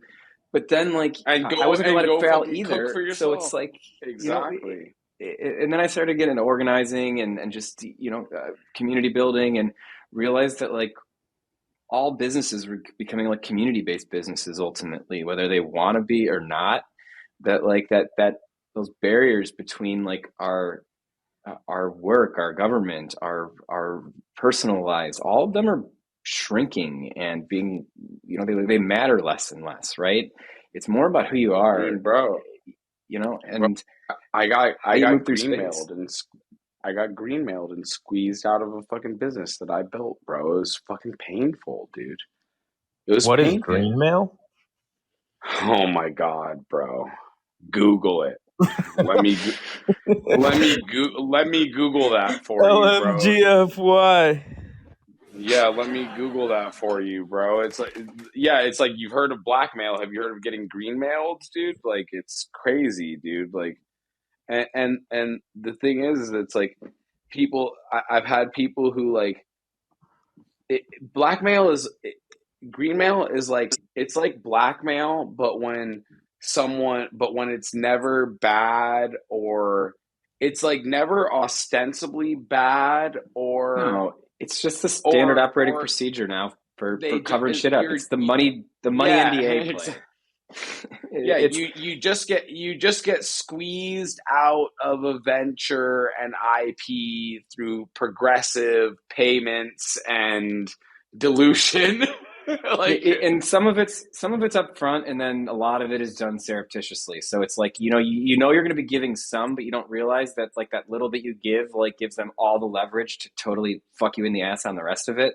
Is yep, really what it is. It's like, and you signed away your rights because you signed like the first piece of paper. So it, like yep. you end up getting caught in a slippery slope with somebody you think you can trust, and next thing you know, you're boxed out of your own company and your own baby. It's You're boxed out of something you started. it's a tactic. It's a legal private equity it's a new tactic. brand. It's a new brand. It's a new name. They went and built $1 billion thing, and even though you were the one who fucking started it, you get left holding nothing. And they took your intellectual property and a plan that you created and strategy you created, and they go and run with it. But it's not your thing. It's this new thing that they created because the thing that you created didn't actually work. But it's so fucked up, dude. It's like, dude, I and there's no way. I get that more than anybody because like my real role is like a force multiplier. Like just me being involved as like a collaborator unlocks value from like other players. Like I try to change the geometry of the game and change the geometry of the court in a way that gives a lot of new people vision and new angles at which they can see what they're doing, right? And by giving Dude, that perspective, I have PTSD from that shit because it's like imagine like I just want people to imagine that this is the scenario. It's like everything is objectively good, but subjectively you're getting fucked. You know what I you're mean? getting gaslighted, dude. But that's the whole point. That's what gaslighting is. Like you got that's what it is. It's like you're getting told one thing and you're getting, reached around on the other, and it forces you to like almost question the nature of your own reality, right? Which is the hardest part. Yeah, because then it limits your options. It limits how you can respond, right? It basically puts you in a disadvantaged position regardless because you can't see where up is. Just to give people the specific definition, greenmail is the practice of buying enough shares in a company to threaten a hostile takeover so that the target company will instead repurchase its shares at a premium. And so it's essentially like they come in, they get enough of your entity to basically either hijack it, hold it hostage. Yeah, hold it hostage, bro, and take your IP and the things that you've created and worked on for a decade. Like, so imagine I worked on something for a decade. I get it to a point where then it's a point where it can finally become this baby and go off and go on and become something. And then someone who I thought I could trust basically squeezes me out of it and dilutes me, and then that person happens to be a billionaire and fucking powerful and like what's your recourse if you know anything about the legal system, it's like, what's your recourse? There is none, because the strategy that those guys deploy, like I've been schooled in that strategy. It's the admit nothing, deny everything, and make counter accusations. Like, you just rinse and repeat that model, throw infinite money at them, and then you throw the delay tactics in, and almost no party can withstand that onslaught. And if you're a regular individual, you buckle, bro. You buckle, dude. You can't withstand that level of consistent pressure from a resourced opponent who understands all levels of the game better than you and has real-time info on everything you're doing. And the worst part is they'll never act like your opponent. They'll always be like, hey, how are you? You doing good? Oh, blah, blah, blah. They'll always treat you so nice, and you can't even be like, fuck you, you're fucking me right now. Oh, dude, that's why I own the domain name. Then they Kanye you.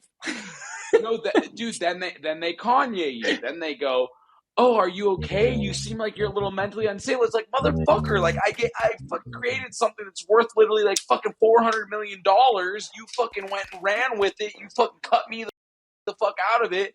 You maybe you fucked should me take lead. over. You seem unstable. I think you need to take lead. You seem The unstable. Kanye Exactly. of Web3. Bro, that's what, dude. But that's what.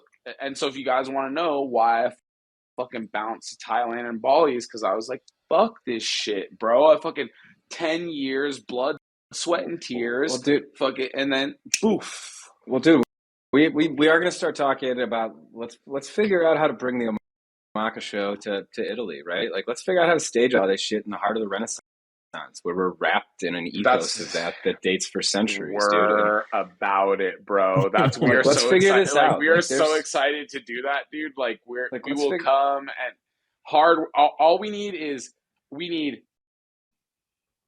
a place where a bed can fit. I don't even need a bed to be there. I'll put a bed in. I need a solid internet connection or a place that has Starlink availability. And we got the hardware. We got the talent. I'll fucking show up, bro. Well, dude, I got a compound in Indiana with Starlink and about 2,000 acres. So we got houses and all this. You need a bug out. You need a bug out spot. Let me know. Honestly, I love the Midwest, bro. I love the Midwest so much, bro. I love good people. The hill. Don't sleep on the Midwest. I'm like the biggest champion of the love, Midwest. dude. Like, I love the Midwest, bro. Is the Midwest Gatsby, dude. That's like my media brand. Both of my Gatsby. Both of my parents, dude. I'm from the West Coast. I grew up on the West Coast, but both my parents are from the Midwest, bro. Yeah, and same. It's the heart. It's the heartland, bro. Like they fucking give a fuck, dude. People in the Midwest give a fuck, dude. Like, dude, I live in the heartland of the heartland, dude. I got God-fearing people all around me. There's cornfields on the other side. Like, it's a trip because it's like that's not what you expect in this space, particularly either. Especially when I'm doing a lot of like international business and stuff too. So it's just funny, like people don't even know what to make of that I like choose to live here. And one is like, dude. No, it's great. I know climate change is to live there, dude. Climate change is real. The Midwest is going to be a great place to live in about 10 years. Yeah, a lot of fresh water. Beachfront property. Hey, lots of I think just you start to look at maps and progressions and the pace we're at on things, and we're exceeding the predicted paces already of what some of these climate things are. People don't have any idea what that scale and that variability looks like when all of our systems on Earth were built to stay within like one narrow band of climate. Like everything human beings have ever built, the entire 300,000 years we've existed, have all been within this incredibly narrow band of climate that we are on a accelerating velocity to shatter through the glass ceiling of here in the next decade and a half. Like it's fucking batshit crazy. And to try to deal with like the nonsensical bullshit fights of like I'm fighting with a bunch of racist monkey pictures on the internet. Like, what is going on? But let Ryder handle that one, bro. I mean, but dude, that's the thing is that it's like it's like Yuga Labs trying to drag me into this lawsuit. It's like, bro, like, why are you sending people to an address that I haven't resided at in over a fucking decade? Like, yeah, I get mail there, but I haven't fucking physically slept at that address in over a decade. Why are you sending people there to knock on the door and try and hand me papers? I'm on Twitter Spaces. I'm in Indonesia. Mm-hmm. Like, I'm telling you, I'm in Indonesia. Like, what are you doing? Like, I'm broadcasting live from Indonesia as we speak. Yeah, like, what? Like, why are you paying someone a process server $150 an hour to go to my fucking mother's fucking house? Like, what?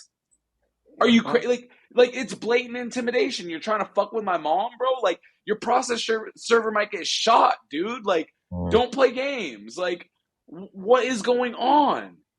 Yeah. Where in human civilization, in any manner of couth behavior, is that acceptable? It's like, Dude, I'm right here. Dude, you've been claiming the couth corner lately. Like you've been using Couth, uncouth like a motherfucker. I love it. Like you're uncouth just like a living in motherfucker. couth. That dude, I love that one. My mom taught me that really early because she's like, listen, son. She's like, whenever anyone says anything that's bigoted or racist, you just tell them they're being uncouth. And I'm like, Mom, the first time I was like, Mom, what does that mean? She said it means uncivilized. And I'm like, why do you want me to do that? She's like, because they won't know what it means. It's so Like, true. you're such a These troll. I've motherfuckers. I I've been reading a biography about Malcolm X recently, like just absolutely phenomenal. And like that reminds me of like his mom and what was teaching her kids though is like, no, you have to know this stuff better than everybody else. You have to know the words better than everybody else because the only way you're going to be able to defend yourself is with your words. Because if you use anything else but, you're totally fucked, right? So it's Totally like if you fucked. can't compete at that academic level or at that intellectual level, it's just such a disadvantage, and it's a trip, man, and to see a leading black figure getting blacklisted in the NFT space again is like seriously, like is an A16Z running like diversity founder campaigns and all this type of shit too, and then it's like and then bro Coinbase is running their bro N-word promotions, and it's just like yeah, the fucking exactly. It's like incongruous. the whole thing, bro. The whole thing is, it's like each individual piece as one thing is like, oh, maybe that's weird. But like when it all happens at the same time, it's like they're literally being like, fuck you, motherfucker.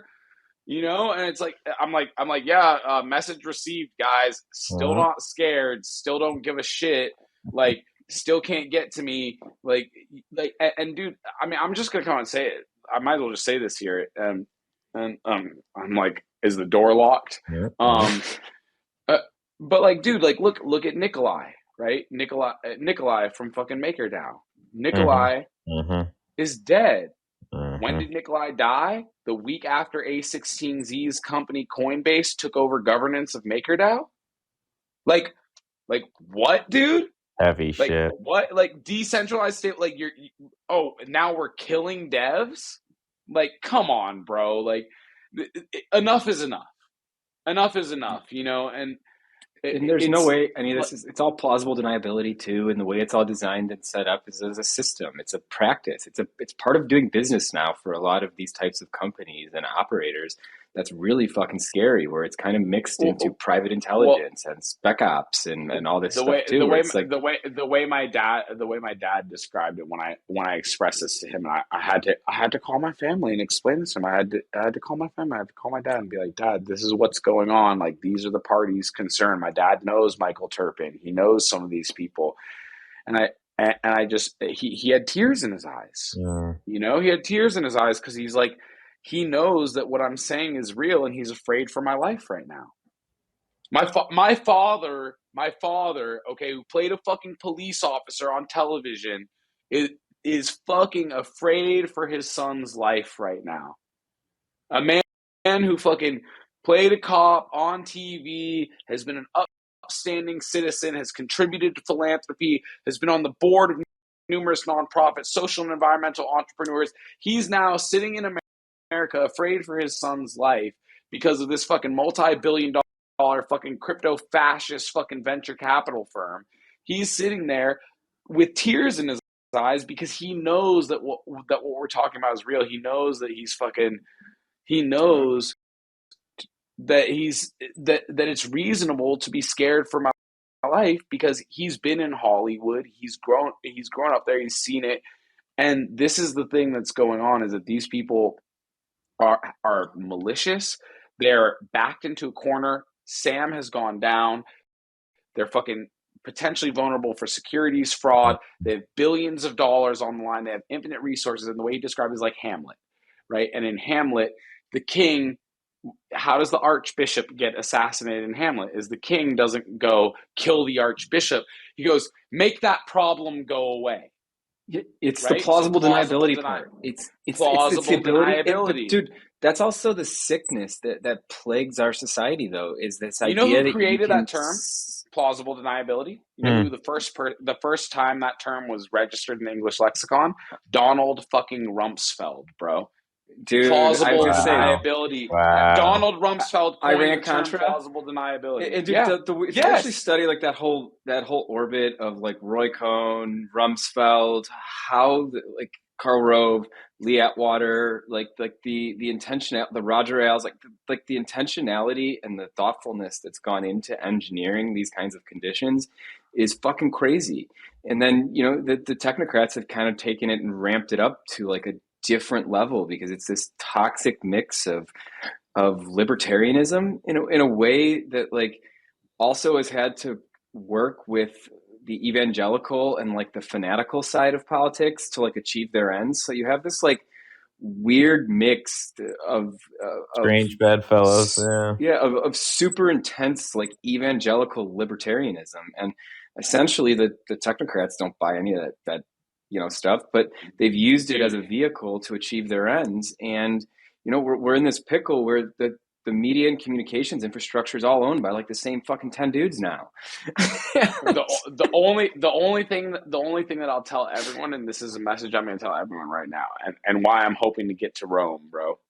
Satoshi is on our side, motherfuckers. Mm-hmm. I'll tell you that right now. Mm-hmm. I know for a fact Satoshi is on our side, motherfuckers, and that he's the master pwner. And I might have had beef with him. My friends we might have had a little bit of beef a couple years back, but that beef has been squashed now. So FYI, he's like the prime cipher lord, right? You talked about this a lot, like cipher lords, and like there being like another side to this. And I think you guys have kind of brought me in as a honorary member in a way that I can understand it and kind of help share the story in a sense, right? And it's been crazy to experience that. But like, what do you mean when you kind of talk about this term cipher lore? Because they're just such outsized, critically important pieces on the board in a sense. If you really want to kind of look at this landscape like a board. Yeah, what I mean by the cipher lords, I mean by like there are like a few like the cipher lords. I mean the people whose names aren't known. Like I'm officially like I've been like I could have one day have become a cipher lord, right? But now I'm doxxed and everybody knows me.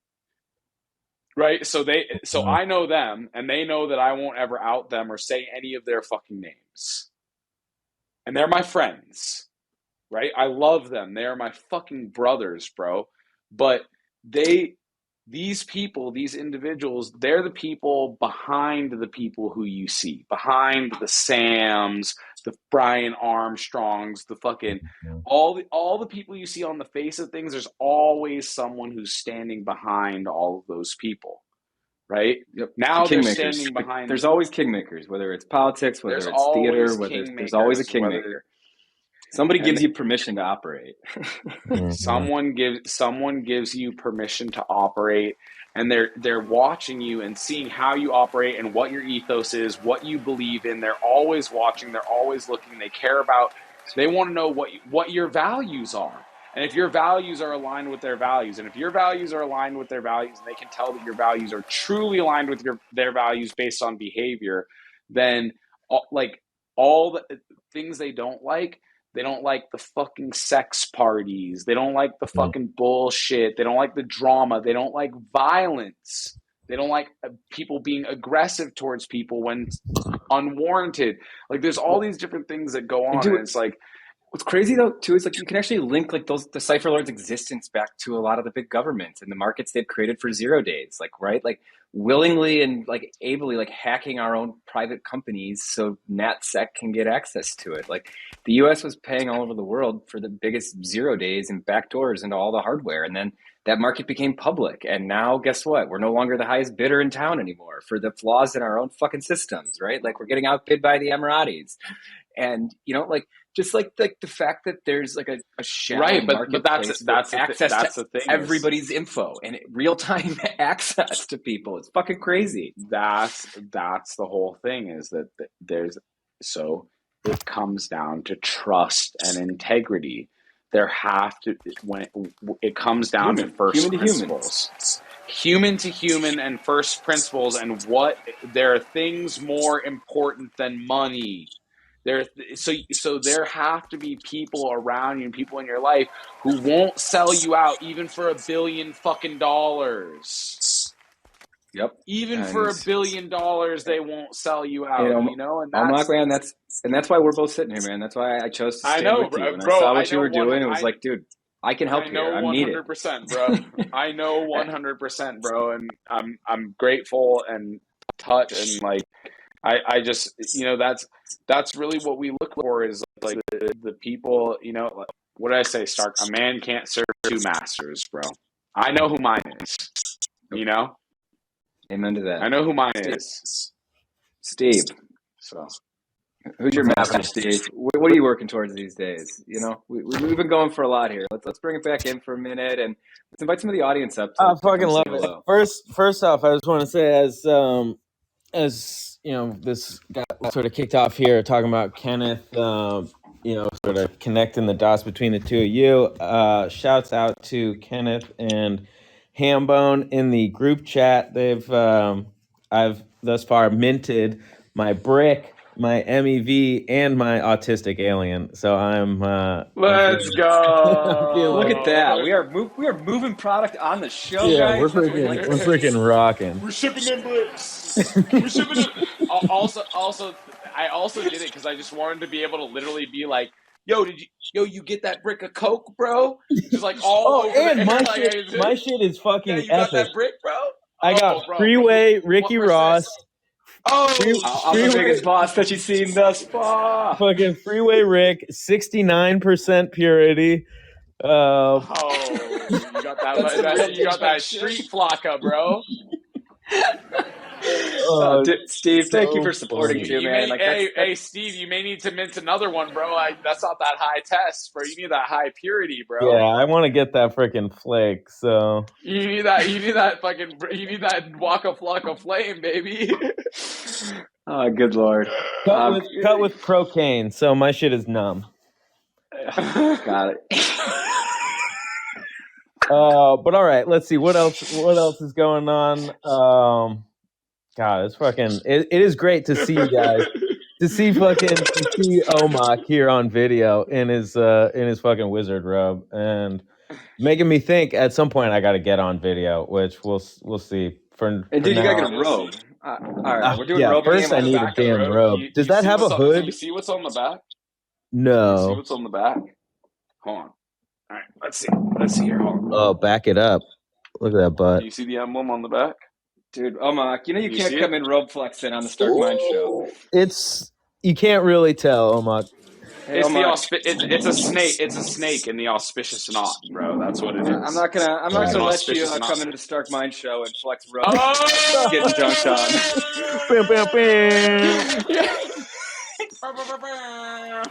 Well, we can go full regalia, bro. All right. When red robes, sir. When red robes, sir. Red robe. Red robe. Okay. That was the first, dude. Oh, dude, that was the first got the shinning. movie. Red rum. Actually, I have a few pieces up on sale that aren't on Pirates Hit that are in the BOFA gallery. And one of them is a red rub meme. No way. Red Avery famous eyes. Bro, that's the first Kubrick movie I ever saw. Me too. Dude, my parents left my older sister to babysit me when I was 5 years old, and she showed me the fucking Shining, dude. That one will keep you up for days too, man. Dude. All work and no play, like Jack and Jill Boy. It didn't keep me up, bro. I wasn't scared. I was so intrigued by the composition and the colors because my mom had already been teaching me about composition, color theory, and all that stuff. I wasn't even scared by the movie. I was intrigued by the composition. Yep. I remember it at 5 years old, watching that film and not even being scared by the blood or any of the scenes of the fucking dude with the dog in the room. The old lady in the bathtub or whatever. The old lady in the bath. Bro, none of it scared me. I was so intrigued by the composition. And I get that resonates too, man. That's the spectrum stuff because it's like no matter what you're looking at, you're breaking it down or connecting it to something else. And like that's the hardest thing I do. Like you don't kind of explain how you are in a way and like get in front of it because it's like if people don't know what to expect, it's like they totally think you're crazy or full of shit the first time they meet you. And it's like, how do you kind of get around that of like, you just said something and that immediately triggered like 50 synapses that connected it to other things that I think all could be exciting and helpful to you. And I want to download all of that information to you instantaneously. But like, Yeah. the power of possible is really interesting because when you see what's possible, you also know how fucking far away that actually is too. And people have to see it in themselves. And dude, you're just a shining example of proving what's possible and doing it day in and day out. And, it really does come from within. And like, I find just great strength and comfort and walking in the light with you, man. And Thank you, showing our sir. faces Same. and standing by what the fuck we're doing and what the fuck we believe in. And, I'm not afraid. I recognize too that like, we're Same, going bro. into a different game. It's like, you know what, that's just what it is. But you know what, like at some point, like who you are is more important than, giving those pieces up to fit in and to choose to be a part of something that is antithetical to who you are. And it's just sad that 100%. it's just sad that there's so many things now are antithetical that like you almost have to truly be an iconoclast, fucking original weirdo to like be able to do what the hell you want to do anymore. And like, I probably could be more normal, but part of what I've done is actually kind of embraced my Please weird don't. in a way that's no, it's actually armor. Is like, you know what? Like, if I put all my shit out there, it's a debate strategy from back in the day too. Of like, if I wear it on my sleeves, my gaudy, ridiculous red sleeves, like, it's already out there. I've undercut your ability to attack me with those things because I know my weaknesses better than you do. And if I lead with them, I'm coming from a place of my humanity and my vulnerability. And if you choose to attack me on them, you already look like an asshole because I've owned them. Right. And then, it's so like putting Exactly, out bro. Like, who we are and being okay with it. It's like, okay, cool. Yeah, I embarrass myself all the time. I spell shit wrong on Twitter. made My mind goes mistakes. faster than my thumbs, right? Like, Yeah, exactly. I made mistakes. I make typos. Like, exactly, bro. Like, I'm human. Sorry. Sue me. Yeah. Sue me. Yeah. Please, So no, actually, human, please don't sue me. Like, if And you nothing do, I'm else not going to is- show up in court. So feel free to, but I'm not showing up in court, and like I don't have any assets in my name. So like, you can sue me, but like I'm literally like, there's nothing there. So, dude, to be in judgment, there's something to be said for being judgment proof, right? That said, let's we actually have a lot of humans who've been riding along with us today in the live audience. Like, first I want to just say thank you. Like, I think this is the largest number we've had for a live audience, and I know the tech isn't even on Android yet, so like we're still at that kind of nascent stage where this is just starting to oh level wait, up. are we like Clubhouse only on iPhone stage on Fireside Yeah. right now? Yes, dude. Yeah. Oh, bro. So, dude, this we're is about lit. to ride Let's the fucking fucking wave, man. go. And there's fucking go. yeah, dude, we're like early on this, and there's huge creators and resources coming in 2023 to ramp Fireside up. So, dude, welcome to being right place, right time, motherfucker.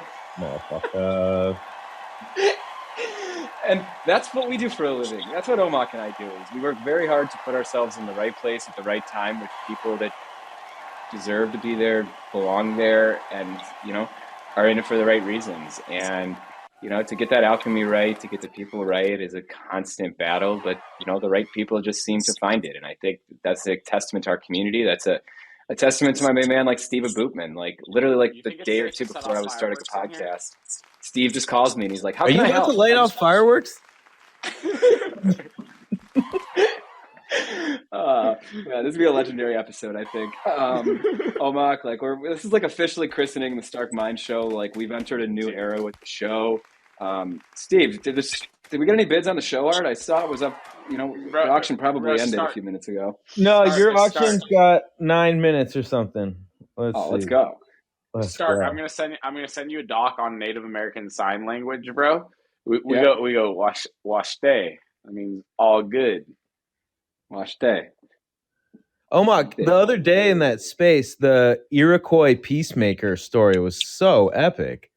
Yeah, bro, that's a big one that I think it should be in American history. I don't know why they don't teach it as part of Well, American history, we'll do right? we'll do a It's like, dramatic. Because We'll do a it's too much like, oh shit, this is like the story of Jesus Christ, basically. And it's like, is that just an archetype and not that's like replicated throughout history and not just a singular fucking person? dude. It is an archetype that's replicated throughout history. That's an indisputable fact that all of that originated from the same mythology has come from like the same five stories, which are all distilled from like first principles. But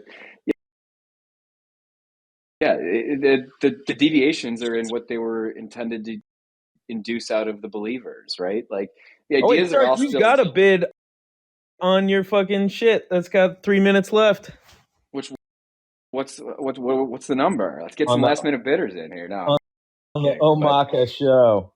the show art. We love selling our show art. Like every time before a guest, dude, like that's how I I love, think about. bro, I love your collage, bro. Start. I've been looking at your collages, bro. I fucking love them, bro. I Well, dude, love so them. it's It's like actually been inspiring me to make collages myself because Let's it's like go.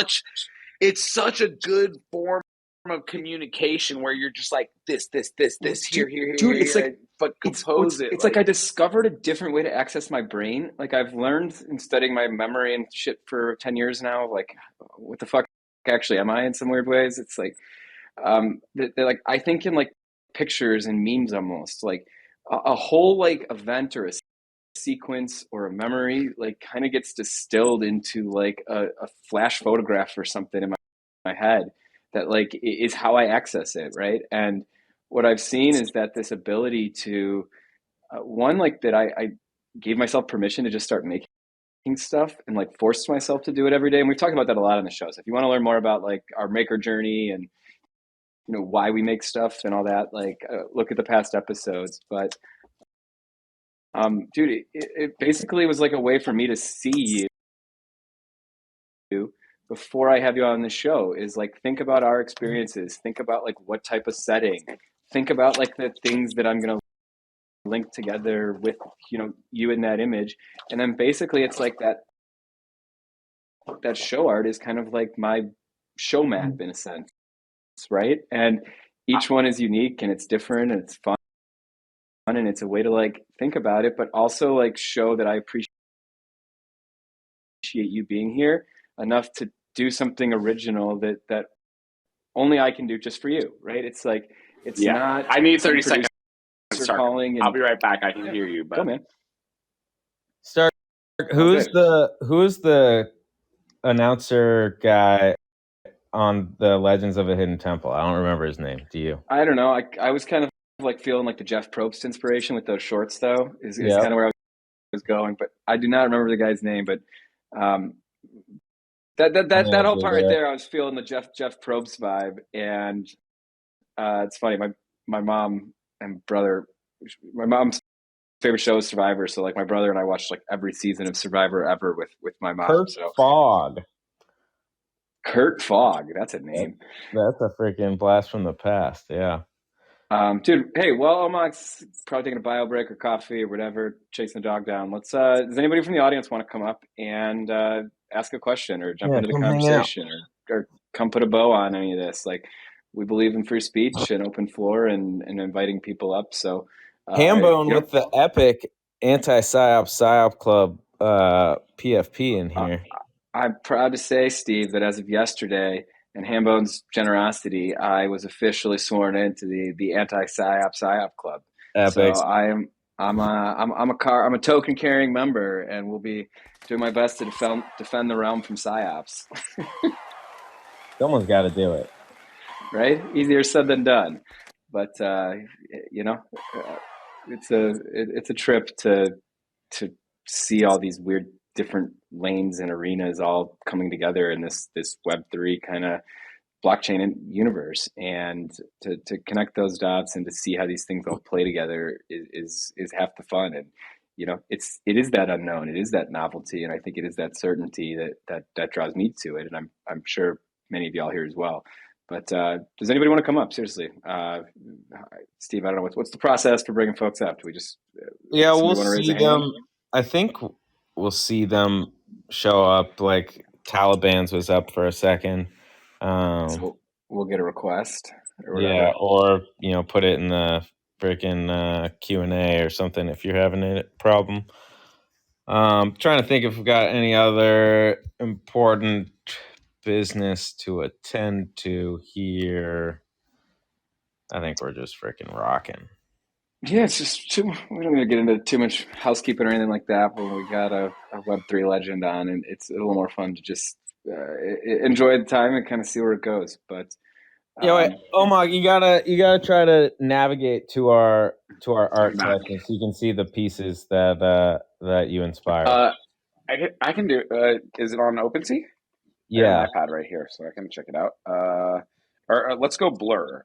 Wait, no, I can't look at Blur. Let's go X2, I have no idea Y2. if how gotta it catch a works niner in You there. know what? outside of Calling for, You know OpenSea. what? I want to build. I want to build a website that's just a gallery for NFTs, but not where you buy or sell them.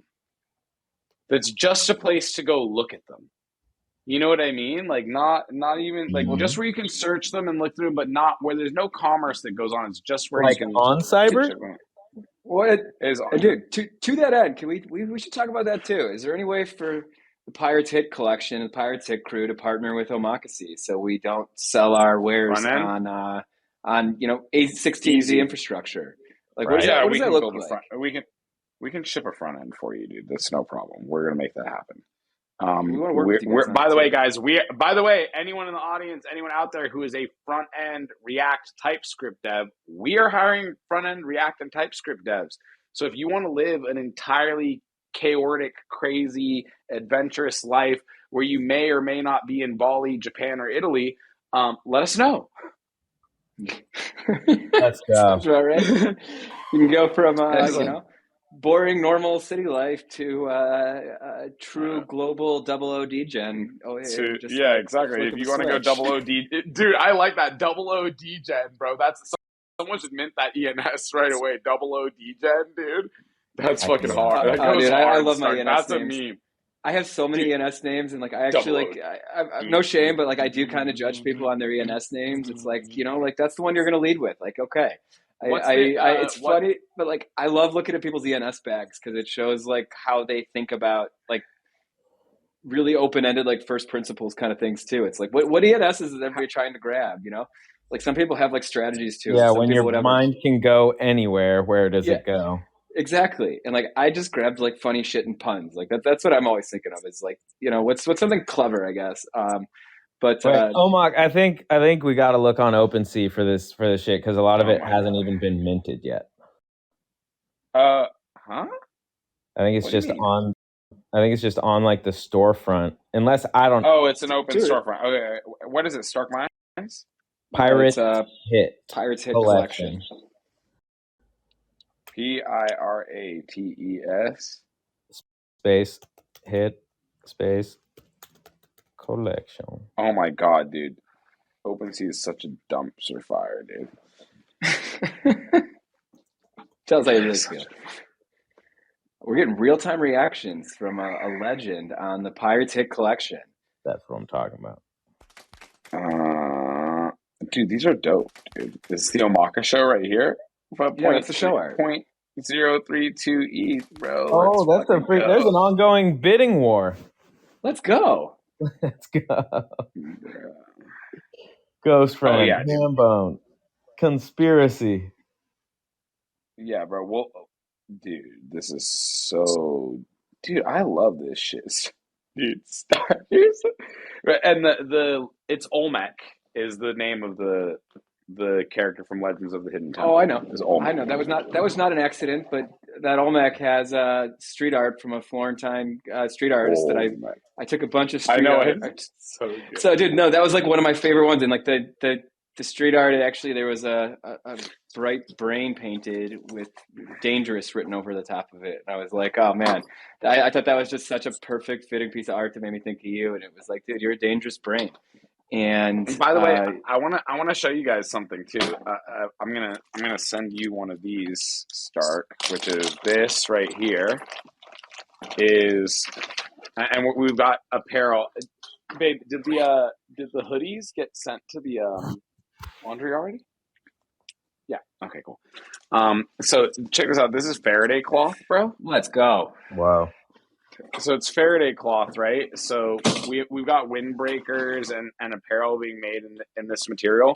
But what it does is it's 100% like I'm not going to throw it over the phone right now, but if I were to throw this over my device, it would Block kill all EMF. of the signal immediately. Yeah, it blocks all EMF, blocks all signal. Dude, you really are double Wrap O your DJ. devices in it. Bro, I travel with fucking 2 meter sheets of Faraday cloth everywhere I go, bro, because you use this if you need to fucking black box all your devices. You can literally take all of them at one time, put them on it, wrap it up, and all of your devices are all black boxed immediately. That's amazing. So literally you just shove all your shit in your hoodie and your devices are all off the grid instantly.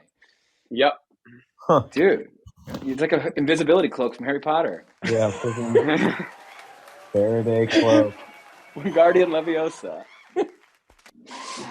Oh, man. I solemnly swear I am up to no good. You know.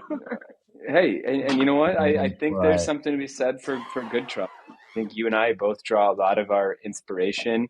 You know, we talk about that of like, you know, some of the things that the choices in the path we've walked is a lonely one, and to find peers is a truly joyous experience, which I think is why you and I have just clicked, because it's like it's fun, right? And but you know, when you don't have that experience a lot, like when you feel like another in your own communities, like you find your solace in books, and I found mine in speeches and oratory, and you know, especially when you have kind of an interesting brain like you do, it like you find different things to like put it into, because to be part of like the system or what you're being asked to is almost unbearable. So like you can endure it, but your brain has to like go somewhere else in a way, right? And I think both you and I have gravitated towards finding our strength and our heroes in those kind of iconoclast stories, and in those civil rights leaders, and in Rabbi Heschel and Kennedy and Fred Hampton and Malcolm X and Dr. King, and you know, just to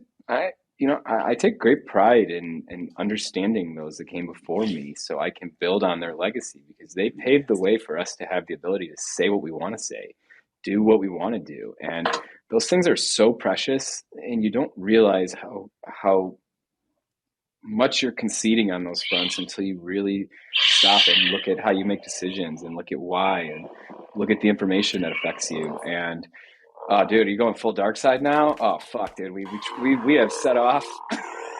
Oh fuck, dude. Let's go. Bro. Darth Maul.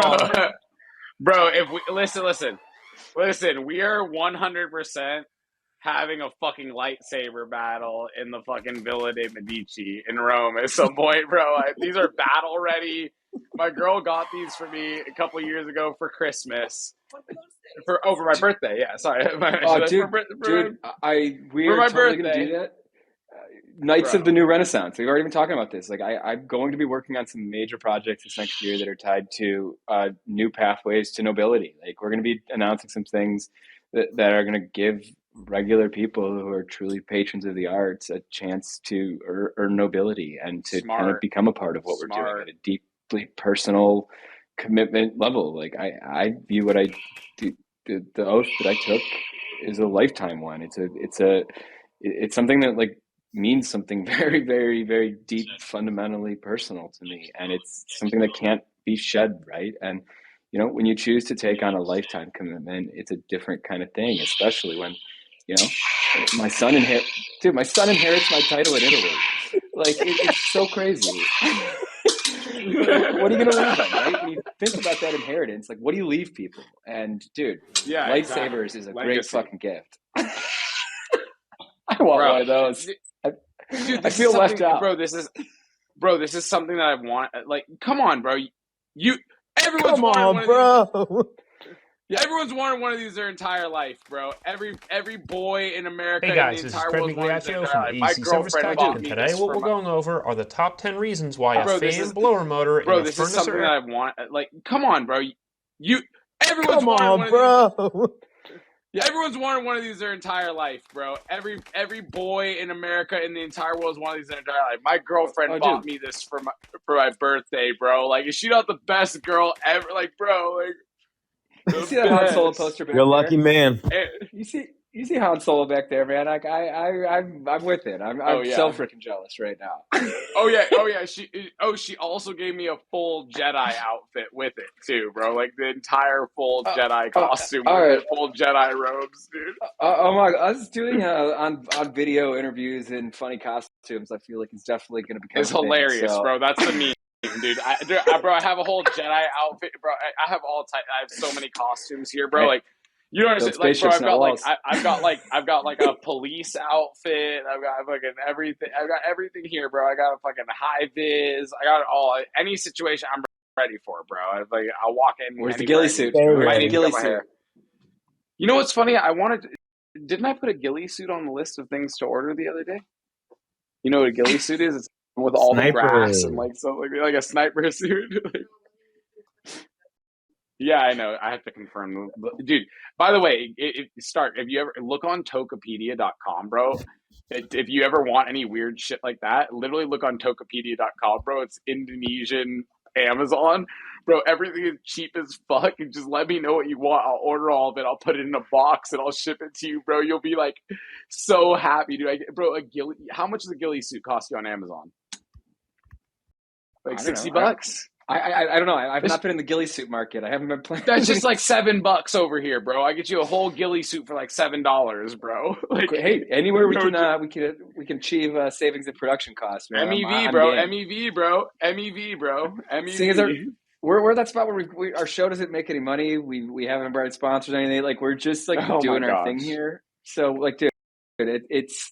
You know, we'll cross that. Wait till I tell you we've got in line. Like, a few of like my true partners and friends and folks are going to be sponsoring the show. Like, people I've worked with, like that we're just going to have them be regular contributors, be part of it, right? Like, it's like awesome. Cool. Well, you know, like basically my partners and friends and fellow travelers like become part of the ecosystem, part of the show, become kind of recurring co-hosts. It's kind of like a Web3 whack pack, right? And at the same time, when we're bringing new folks in with new kinds of problems, it also then creates opportunities for like my whole ecosystem, all of our people. I gotta show you guys something funny. So this is Lascar Twist, Lascar Soda. Lascar is literally the mafia in Bali, bro. That's like the big biker mafia in Bali. It's called Lascar, bro. And they literally have their own soda brand, dude. That's so cool. Hells Angels. Welcome to Indonesia. Welcome to Indonesia, where the fucking mob has their own soda company, dude. Shit, dude. That's so too funny. Dude, all right, we've been at this like over 2 hours here. You know what? I think I'm good, bro. Landing this plane here. Does anybody want to come up? 4 a.m. for me. Question. Oh, dude, 4 a.m. Go do your thing, man. Go get some rest. No, I'm chilling. What do you mean? I adjusted my sleep schedule to be up and awake and fucking vibing at this time of night. So dude, I feel your pain because that's all the Omak spaces this week have been going to like 4 in the morning. I'm gonna get off at 2. I'm gonna get off at 2, and then it's like fuck, it's 4 again. Like party don't stop. Yeah, I'm like, oh man, I would do an hour and a half. You know, we'll go from that. You know, and then it's like next thing you know, it's. This is like now how everyone's gonna imagine me. Like now that there's like a video of us talking, this is how everyone's gonna imagine me on Spaces from now, like with the rainbow lights and the lightsaber. Like, yes, the answer is yes. Studio 54 Omak is in the house, so that's a good way to be, man. Dude, Omak, I got a question for you. One of my favorite questions to ask. Basically, everyone. What was some of your favorite music to listen to in high school? Oh, dude, in high school. Let's see. What was I listening to in high school? I was listening actually to like people are gonna. I was listening to actually like a lot of like scene and fucking emo and punk music in high school. Like I was listening to a lot of fucking Dead Kennedys, bro.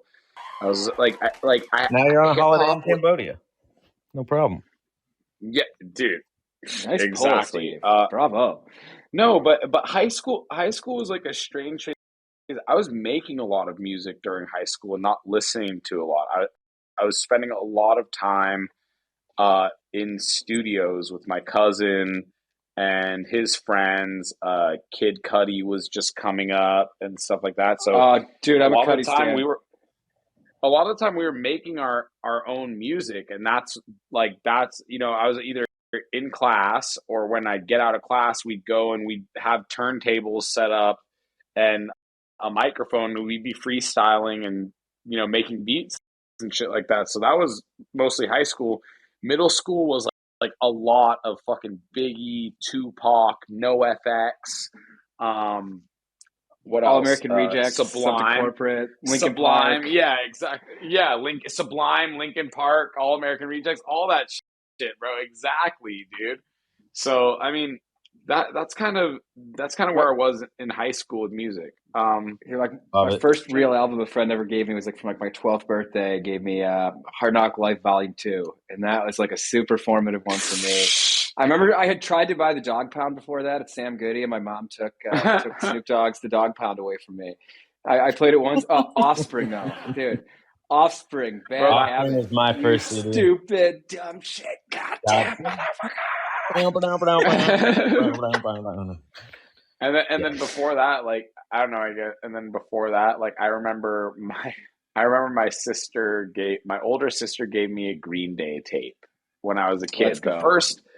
The first music that I ever actually owned that was like mine, that belonged to me, that wasn't just like in the house, was my older sister gave me a Green Day tape, dude. And I played that shit so much that she fucking was like, I hate Green Day. And she grabbed the tape and like ripped all the tape out of it, dude. Like, she's Savage. like, she's like, stop playing this shit over and over again. I would just like let it play through, and then I'd fucking rewind it and play it again, dude. She was going, I was like, Do you remember the first time you heard Bone Thugs and Harmony and you were like, what the fuck is this? Yeah. It's like oh, Bone Thugs just had bro. like a different vibe too, and it was like, oh Of man. course, dude. Of course, dude. I exactly remember the first time I heard Bone Thugs and Harmony, bro.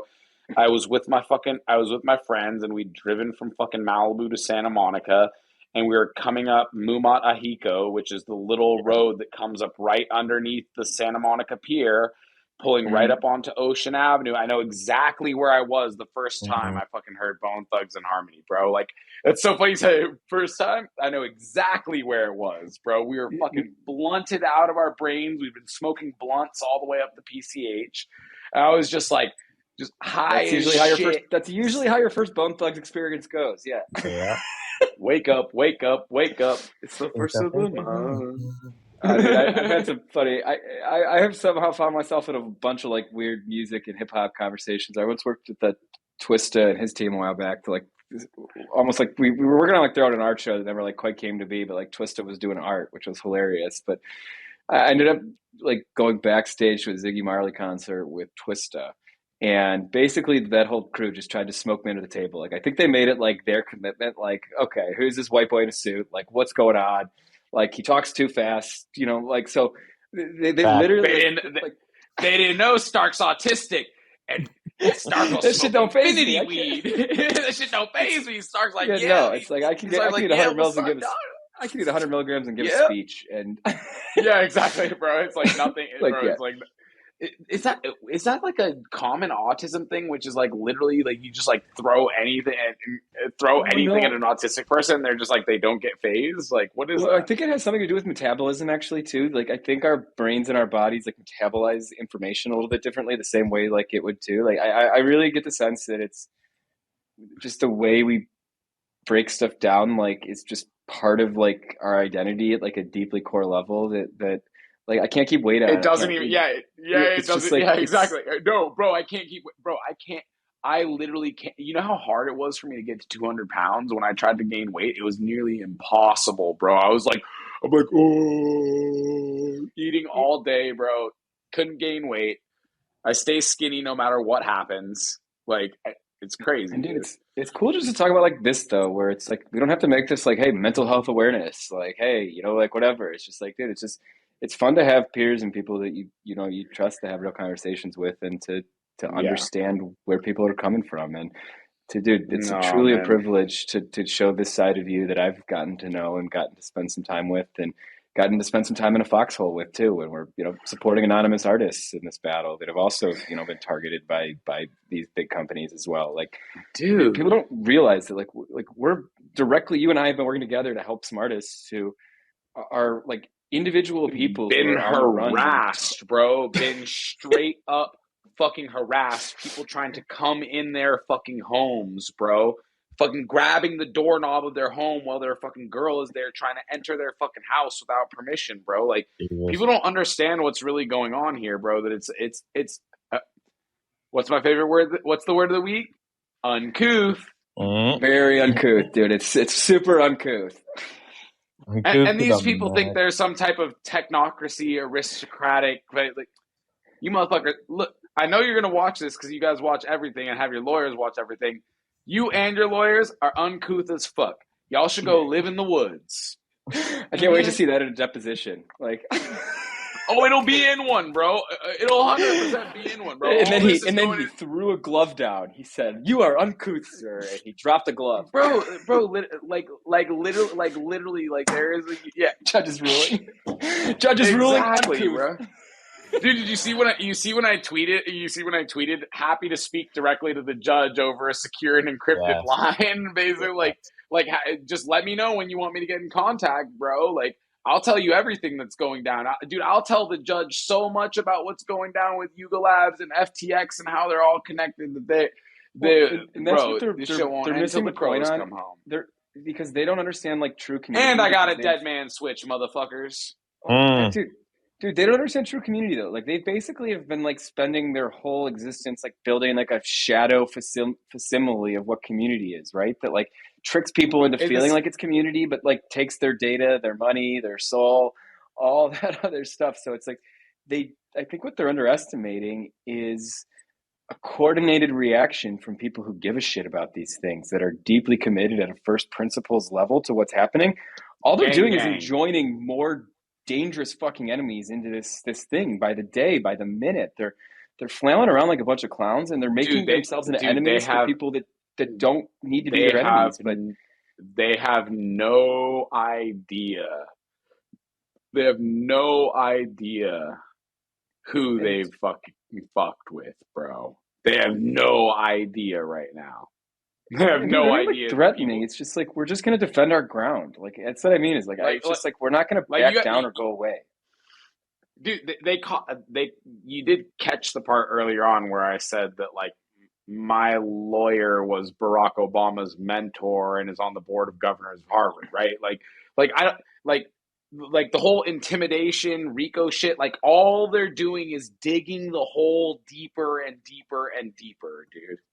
But you do wonder though, as you and I, but dude, you and I both know that like that the real people, like nobody high level is going to get like God on these things. That's not how this works. And essentially, like, big tech has become so synonymous with national security because everybody's spying on everybody here. So it's like the politics and the incentives and the parties of this stuff that are real high level gets really messy really fast. And you and I both know that.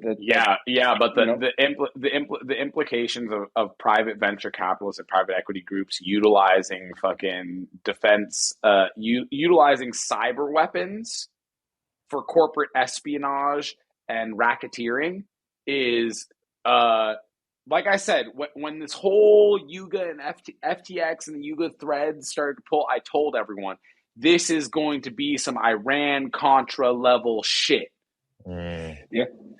And what you're going to find out, what you're going to find out is that private companies have utilized cyber weapons on U.S. citizens. You know what that constitutes?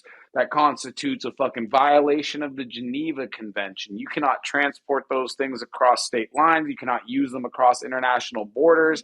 Like, bro, you don't get hemmed up in the Hague for 150 years. But dude, that's what's crazy though, is now cyber weapons are being marketed as fucking consumer products, right? Like Pegasus and shit. Like cyber weapons though they've jumped the shark in such a crazy way since particularly the Iran with the centrifuges and Stuxnet, right? Like that was like the 0 day for all this shit when the U.S. went offensive with Stuxnet. And then you had the Snowden leaks after and all those other things. The huge leak, the the shadow brokers or whatever, as well. Like what they unloaded, like 15 of like the most devastating super weapons got put onto the deep web. Like it's like this shit is all out there and all open source now too, which is also crazy. Yeah, well, this is the thing but the thing about that is that means that there's only, actually, just so you know, there's only one company in the world that offers devices that are secure against all of these threats. And I want to give a shout out to Obsidian Intelligence. They're the only company whose devices are fully secure against all these threats. Would Brian Obsidian be Larkin, interested in sponsoring the Stark Mind Show? Would they want to be one of our partners? We'll rock Obsidian here. Probably they would definitely be interested in you doing some structure stuff for them and things like that. I'll introduce you to Brian, but Obsidian Intelligence is the only company that's secure right now, and I can tell you for a fact that A16Z are not their clients, which means that all these weapons that are out there that they're utilizing, that people are attempting to utilize, well, guess what? They're vulnerable to them too. But guess who's not? Well, let me see. What's going on here? Oh, what's this? Oh, what do I have here? Oh, let's see. Well, let's see what happens when I do this. Oh, what's going on? Oh, what's going on? Let's see what happens. What is this? This doesn't look like a normal device. Let's just watch. Everyone watch. Watching. Oh, what does that say? Yeah, bitches. Fucking Master Chef cucks. So that's some deep state shit, bro. So when you realize that you're outclassed, outmatched, and you decide to fucking fold your little Nazi apes up in a bundle and admit that you're frauds, it's fine. Dude, we're still gonna be building. We'll still be building. Building. Yeah. And dude, we're building the human blockchain. Like that's like my thing. Like that's my mission. Like human blockchain, one person at a time. Like you find and invest into the right people in the right places with the right resources, and just like it can change the entire geometry of the game. And like this one-to-one, hand-to-hand combat of just win the hearts and minds of the difference makers is everything. And dude, the bear and the FTX crash and everything has just made it so clear who's here for real and who's here for the right reasons and who's here to fuck everybody else over. So it's like cool. There's nobody left at the dance floor but the cool people. And to be building from that spot is almost makes me feel like we got some like Dark Knight vibes going when we're like in the fucking cave crawling our way out of the darkest of holes, from the fucking FTX crater, from watching this space just get totally fucking harpooned and bogarted, and all of the efforts of all these crazy people. I spent a year telling people that Alameda was a liquid, bro. A year telling people Alameda was a liquid, and people fucking telling me, you're crazy, blah, blah, blah, blah. I was like, I'm telling you guys, Sam is a fraudster, bro. Scam, bank run, fraud. Scam, bankman, fraud. Over a year ago, bro. Over a year ago. Everyone's like, no one told us. No one was saying it. Well, I was telling everybody. I was letting people know, get your money off FTX.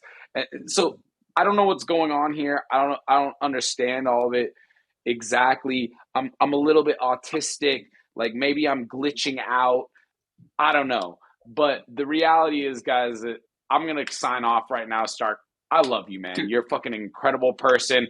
I fucking see you, bro. You are fucking fully, like, just fully committed and fucking heartfelt. And I believe that, like, this is actual WAGMI vibes. And it doesn't mean we're going to make it tomorrow, but it means we are going to make it. Dude, we'll make it wherever we're meant to go, because we're traveling on a fucking crazy art caravan with amazing humans, right? Like, wherever that bus goes, I want to be, right? And that's the whole point. And fuck, we're going to make it. It should be we're going to go, bro, because it's about the journey, not the destination anyway. It's about the journey, not the destination anyway. I do honestly believe wherever we are is the fucking place to be. So, well, dude, that's the tragedy of being human is no matter where you go, there you are, right? Like you got to be able to live with yourself, and most people most people can't live with themselves. Most people can't live with themselves, Stark. Isn't that the truth, bro? Most people, they then deal with other people and act and live in ways that they cannot rationalize or deal with. But So no, dude, they don't want to look at the hard parts, so then they inflict that hard part on other people. It's yeah, what, you know, it's what makes the world go round, and it's very uncouth. It's super super uncouth. But you know, what's not uncouth is the master chef Omak coming and spending a couple hours with us, educating us, and Yeah, this no is great. shit. you know, really bringing everything This to is the so much table. fun, dude. His This is face, so his much fun. sparkly This format of jacket. just the We two have of us, just lightsabers. the This two is of us fucking talk. great. Steve, Bro, this is Steve's so here, much man. fun. Just the two of us talking and shit too, like without having like lots of different cross conversations and just being able to like go through a bunch of the different stuff and having like a smaller audience and things like that. It's like it's kind of nice Well, because it takes like a bunch of like the pressure off and being outside of the Twitter bubble where people fucking retweet and comment. This has been fun and like some alpha leaks here, and then just dude, I and guess yeah. you'll appreciate next week. I got a friend of mine coming on out of New York, Lionel Thomas. He's an amazing artist, musician, up and coming, selling pieces, you know, 40, 50,000 in contemporary market now. But he's getting evicted out of his studio and getting gentrified out, and basically has to move a bunch of his art and figure it out so he can not, you know, be homeless and shit, right? So we're gonna have an art, Bro, music, jazz fest. We're gonna try to sell a few of my guy Lionel's paintings next week. And dude, yeah, if you want to come back, you know, you're a soul brother. You're welcome on the show anytime. You're part of the Pirates Hit crew at a deeply fundamental level. And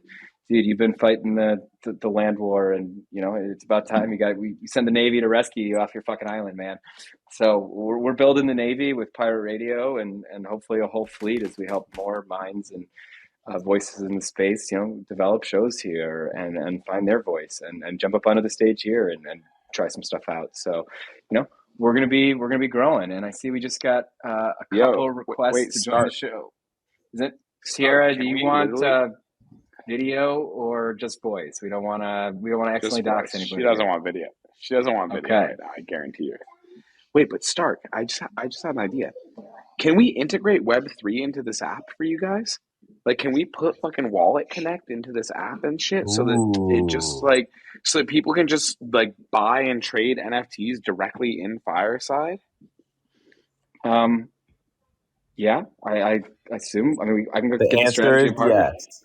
I could get the strategy and partnership team up, and we can talk about Yeah, lots of dude, stuff, let's man. do that, Like bro. this is still early, where there's a bunch of new features I know. coming. There's going to be But I mean, multi. wouldn't it be great? Wouldn't it be great if this just had like a wallet built into it, dude, and people could just like Yeah, chat and talk and well, then just fucking trade NFTs directly in the app? Like, well, dude, and that's what we're trying to tell. What we're trying to get to is like that front end where like the show and the way we sell and move art is. That's not a notebook, sweetheart. Thank you. The way we buy and sell art is like part of the show itself, and like that's what we're trying to get to is that like simply by, you know, you don't have to, you know, sell shitty fucking bullshit, you know, acai berries to make. Oh, sorry, I won't curse. You don't have to sell acai berries to make a living on a on a podcast, right? So, you know, like if we how can actually move and bring art to the table that connects with people and sells and promotes artists and makers and cool people within our community, as well as like the show notes and stuff, which are kind of part of the show. And you've probably seen like I like making ones of ones for folks that contribute to this space. And you know, I've yeah. dropped a lot of those for people already. You probably noticed in like Pirates Hit, there's a bunch of pieces in there that never went up for auction because they've been given to somebody, right? And you know, That's this awesome. idea of art as a gift that is available to all of us if we choose to accept it, right? But that gift also comes with a challenge and a responsibility, and you know, this willingness to jump into this bigger realm of ideas and information warfare that we're, you know, kind of skirting with here as well. Like people need to be aware and you know, understand what they're getting into as well. That this is all real stuff, and we care very deeply about this. And you know, our art is a representation of that, and our struggle to create it is, you know, the whole point in a sense. So you know, it's fun to see that evolve as our show evolves with us, and to let other people own those little pieces of the journey and to show their support that way is something I think we're trying to break some new ground with. And yeah, I bet we could do something to embed POAPs directly into the embed drops directly into the app, dude. This is such a friendly experience. I've had. I mean, dude, the audio quality is better. This has just been a pleasurable experience, bro. Well, dude, that's what we're going for. Tara. Surprise and delight, right? How old is your daughter, by the way, dude? Stella is 4. My son is 6, dude. Her name is Stella? Yes, it is. Oh, and you freaking found Stella here in yes. Here in Web. Stella, you want to say hello to everybody? No. Hi, Stella. Hello. Hi, Stella. Hey, Stella. What did you have for breakfast today?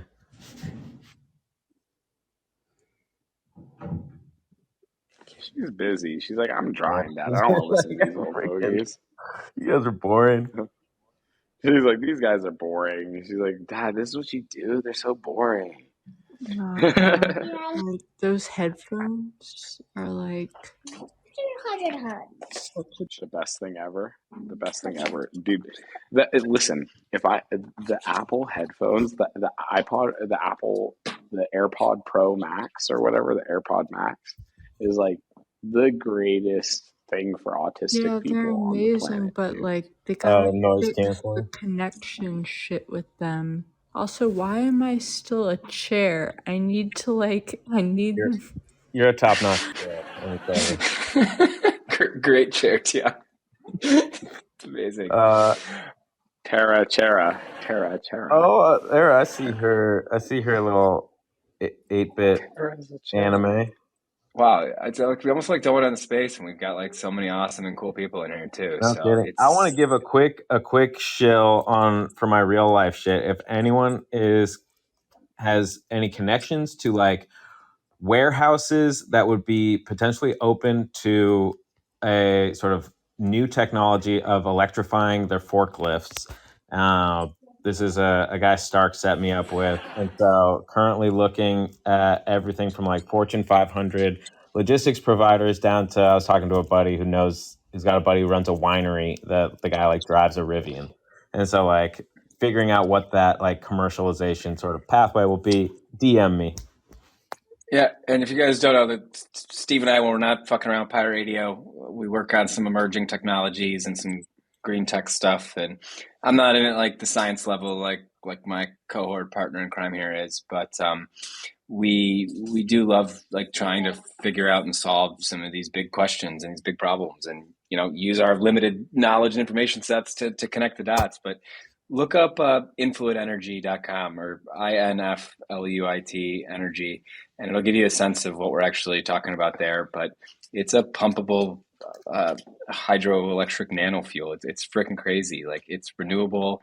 You can charge it through a centrifuge or through solar, and then you just can store it and pump it into a vehicle. So in terms of like what some of these things could mean from, macro and downstreaming and all this stuff, like, what we're showing here and what we're doing in Web3 is really like just the front end for a much, much bigger game of innovation and entrepreneurship and like straight up piracy of like, setting sail without totally knowing where you're going sometimes, but building as great a crew as you can to take on whatever may come. And, with just the scale and scope of change that's coming down the pipe, driven by climate, driven by technological innovation, driven by AI, the only thing that's going to be constant moving forward is that change is going to be happening at a faster and faster rate. And, I still think there's this longing for nostalgia because that's what we've been fed for so long, with the Facebook Wayback Machine and all the photos and the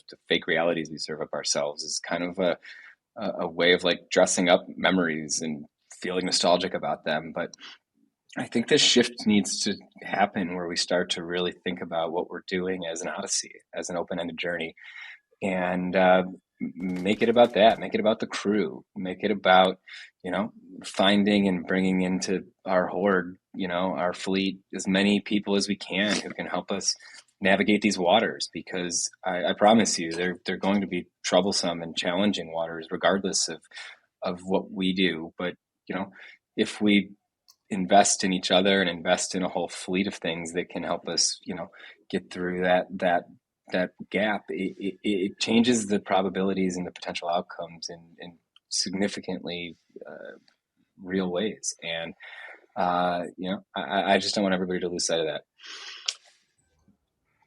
Freaking love it. Oh, thank you, sweetheart. Dude, and on that note, Steve, let's get our closing thoughts in. I can see that my time and talent and words are required somewhere else, but my daughter drew a little picture for everybody, so maybe we'll NFT this one. What is it? It's a note. What does it say? I don't know. Oh, we don't know what it says. Okay. Awesome. Well, I'll try to decipher that, and maybe if you can decipher the code, we'll have a fun prize and all that too. Who knows? My favorite quote from the show today was at the outset: "Master Chef, all wizards wear robes." All wizards wear robes, dude. 100%, dude. All wizards wear robes, dude. On that note, I really want to thank everybody who joined in the audience today and has ridden along. I think some of you actually have been here for the full nearly 3 hours we've been doing this, or 2.5, whatever it is. So that's some stamina. We appreciate that, and we appreciate the support of long form. And holy shit, this year is almost over. It is, dude, it is almost over. It's New Year's extravaganza is coming up. Let's fucking go. So next week we'll have our gentrification art fire sale to help a friend of ours, Lionel, get the word out about some of his work, and we're going to dig into music a lot, Steve. So I really need your A game. There we go. We're bringing a music man onto the show, a true music man, who's named after Lionel Richie. So I'm going to need you to be in the gym getting reps this week to make sure you're prepared to dig into the music with us, sir. What else we got? If anybody wants to submit art, reach out, DM Steve and I. You can put us on a group or just reach out to Steve directly. But we'd love to have community members and listeners contribute art to the show. What's the model on that, Steve, in terms of like how we break that down? I think 2/3 to the artist, 1/3 to the show. And we'll pimp it out. We'll hit the streets promoting it. And we'll bring you up onto the show. You can even show your work. We'll actually have, we can have it on a screen while we talk about it, right? Like an NFT London style screen, and we can, do our best Vanna White to move the art. And that's the idea, is that this is not just our art. We're building a crew, and that's why we've called it the Pirates Hit Crew. Is that we don't want to be just a guy, the lone heroes, the hero's journey in this. Like, every single person who encounters the show has to be taking on their own hero's journey in a sense. And that's what we're here to do, is to inspire and to help guide and to answer questions and to help people make sense of their own journeys in a sense. Because if they can be better in their journey, it means that we have a new friend, a new partner, a new fellow traveler, somebody who has the ability to stand on their own 2 feet, has the courage to be a hero. And the more of those people we can mint and put out into the earth, and then actually have blockchain. Yeah, that is the human blockchain. But the assets we actually carry on the blockchain in our wallet actually speak a lot about who we are and the integrity of the people we choose to work with and the projects and the things that we spend our time on. Because everybody here knows that once you kind of choose to really get into this, it's almost a lifestyle choice that you have to be plugged into it in a near constant state. It changes how you think about the world a little bit. So, we're going to be inspiring and pushing and challenging and questioning and offering everybody who wants it support to be a part of that journey and to be a part of our journey. So we're beyond grateful for those of you that have stepped up and supported the show in the early days. We're going to do our best to keep improving, keep iterating, keep bringing you interesting, relevant, thoughtful people to make sense of this changing world we find ourselves in. So, on that note, Steve, do we want to bring in a few more guests? Do we want to kind of start to wrap it down here and get it over in the next 5 minutes? We want to get an art update on the auction stuff. What do we want to do for the last 5 minutes? Yeah, Omak, let's send Omak on his way to bed. I'm gonna sign off, dude. Yeah, I'm gonna sign off because it's fucking 5 a.m. But no, I'm still here. We appreciate the hell out of you. I'll talk to you guys soon. For being here and for everything you do. Absolutely. But my only problem is I have no idea how to actually leave. Okay, hold on, I got it. All right, I'll talk to you soon, guys. Have a good one. Peace. All right, we got some community members up too. We'll do a quick. I'm gonna leave the stage, but I might come back. All right. Well, thank you, T. We appreciate you as always. Yeah, absolutely. Yeah, I might come back actually because I just chugged a Red Bull at 4 a.m. So let's go. I can't promise you we'll be on for too much longer, but if we catch you, we'll hear what Red Bull at 5 a.m. feels like. Well, if not, take care. Love you all. Yeah, happy New Year. Tara. Peace. Peace. All right, we got two new faces up here as well. We've got Chris and we've got Jaden. We will go in inverse alphabetical order. Jaden, what's on your mind? Yo, I just want to say thanks, man. I've been a fan of Fireside since you dropped it. Loving what you're able to do and just, getting a new platform where people can come and speak their mind without having to really worry about who cares what they speak. And that's a pretty big deal in the scene right now.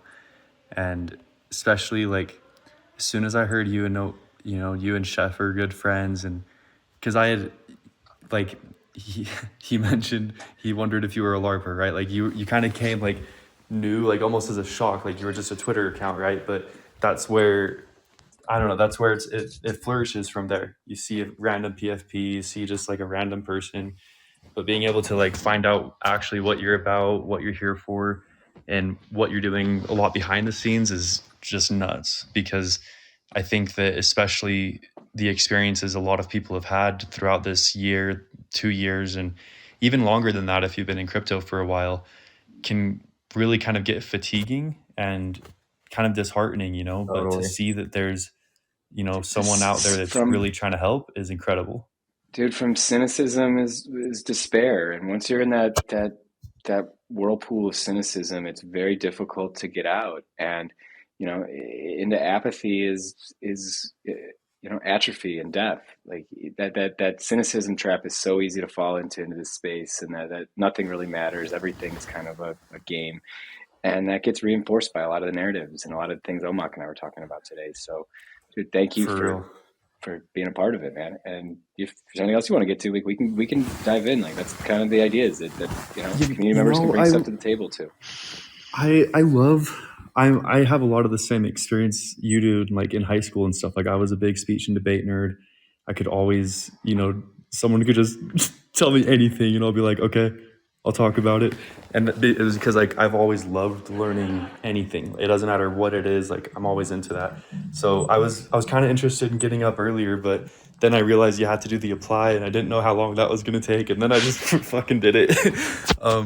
But no, it's nice to know that, I don't know, it just feels like there is that invisible bond of brotherhood, even if it's across screens or miles and states and countries with Chef, right? It's knowing that there's people that don't act or believe anything that I've ever been familiar with.